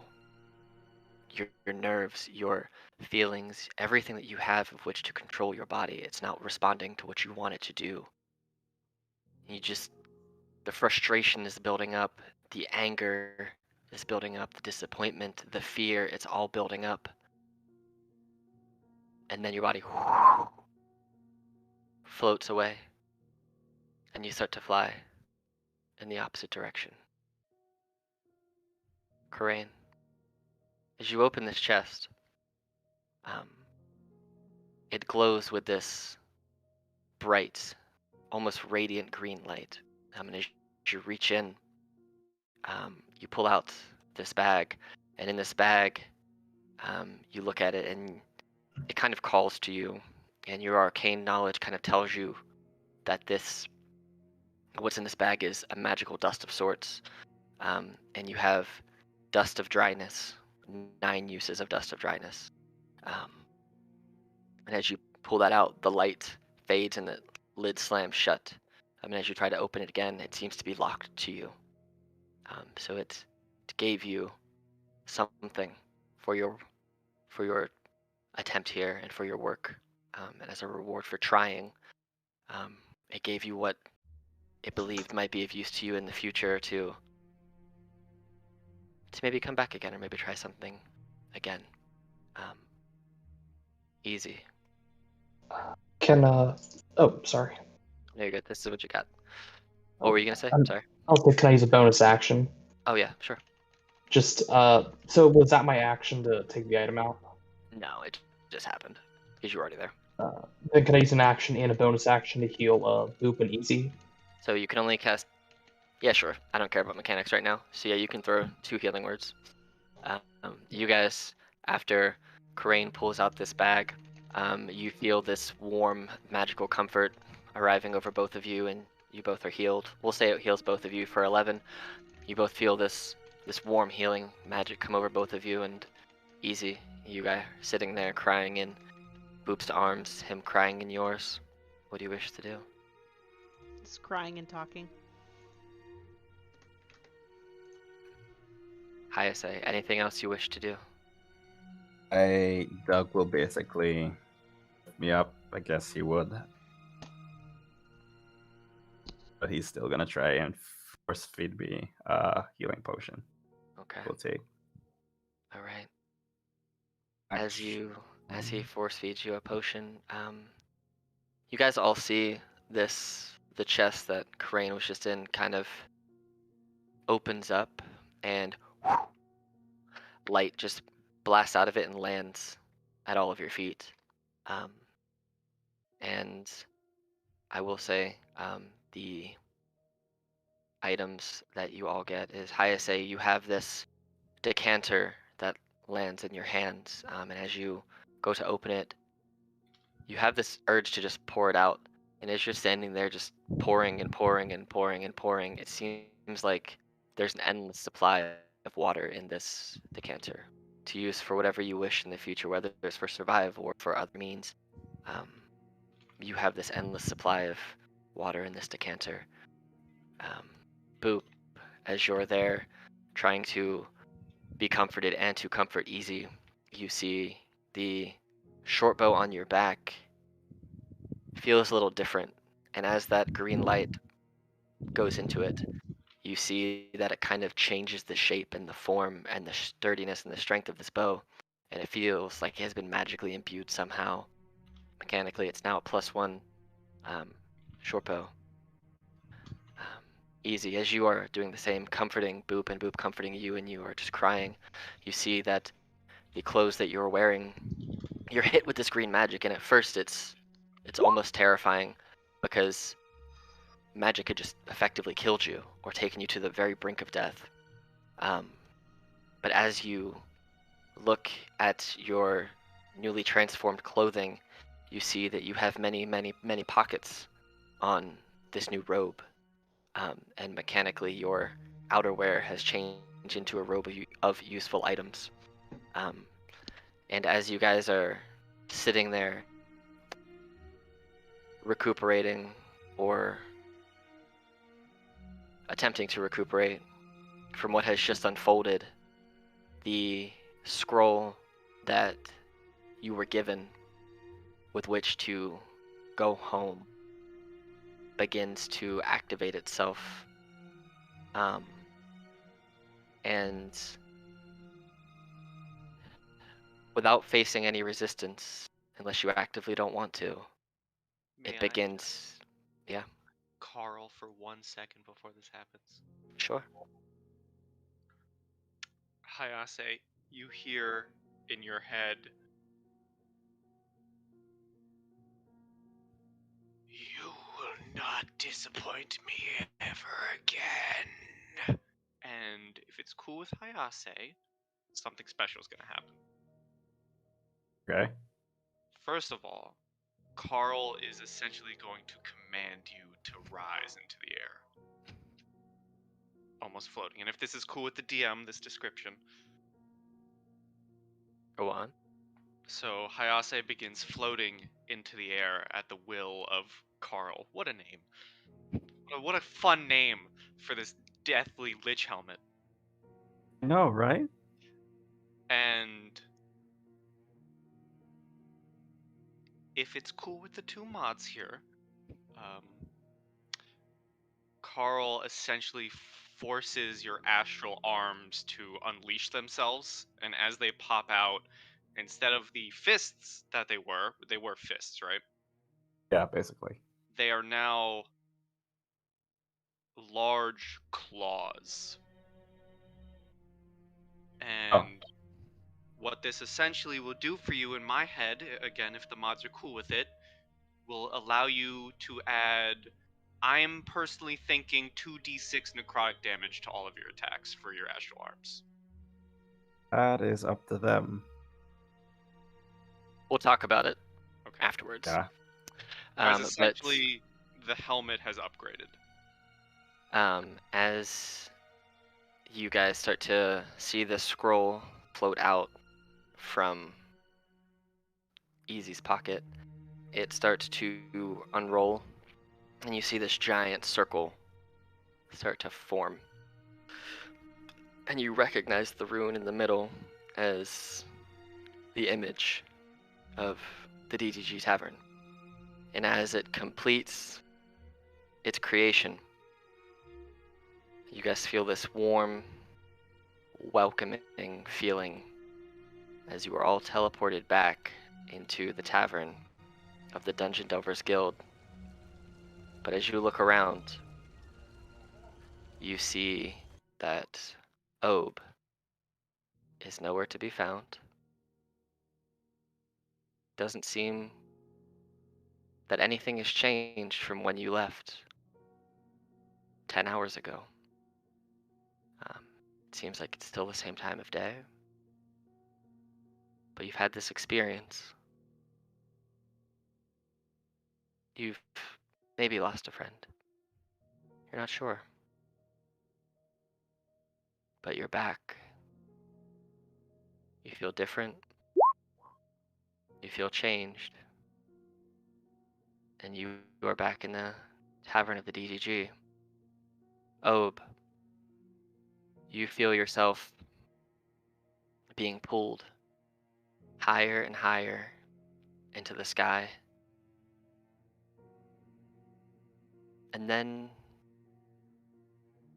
the wings just stop. They stop flapping on your feet, and your body begins to fall. And fall and fall and fall as you are falling face first towards the earth at probably the fastest you've ever moved. And as you come closer and closer to the ground, getting ever closer to facing certain death, at the last possible second, they kick back on and your body stops, floating just inches above the ground where your trunk is laying flat on the ground at this point. And you hear a voice inside your head say, I want you to know what it's like to feel close to death. And know that if you accept my power, you will never feel this way again. And this is going to be your choice. I'm not going to force this on you. Mechanically, because I know you're leveling up now. If you want to make a pact with him and take a level in Warlock, you can do that. He's extending to you. You've made a deal with him, which does not grant you the power. You've made the pact. He is giving you the ability, if you wish, to make a pact with him. You said Warlock? Correct. I don't meet the requirements. I got an 8 to charisma. Interesting. So if you, and we can talk about it, like if you want to maybe like we'll talk about it. We can we can talk about it and see.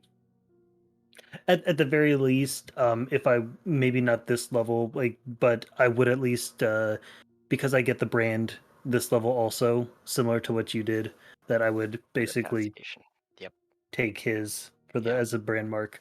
And then we can figure out the Warlock stuff. Do you accept his initial offer of power? I mean, yes. You did. You kept them. Yep. So yes. You feel now that your blood powers have been improved in some way. And as you know that you'll be gaining additional blood hunter abilities, more than likely, if you go that route, your brand of castigation will now be the symbol of Obysus. But as you look around, as he flips you back up onto your feet and starts walking, he's walking you back towards the forest where the teleportation circle was that took you to that other plane. And as you walk off towards that plane, to that circle, as you step on the teleportation circle, this time it doesn't feel as it did before. You feel this cold, deathly, almost hateful sensation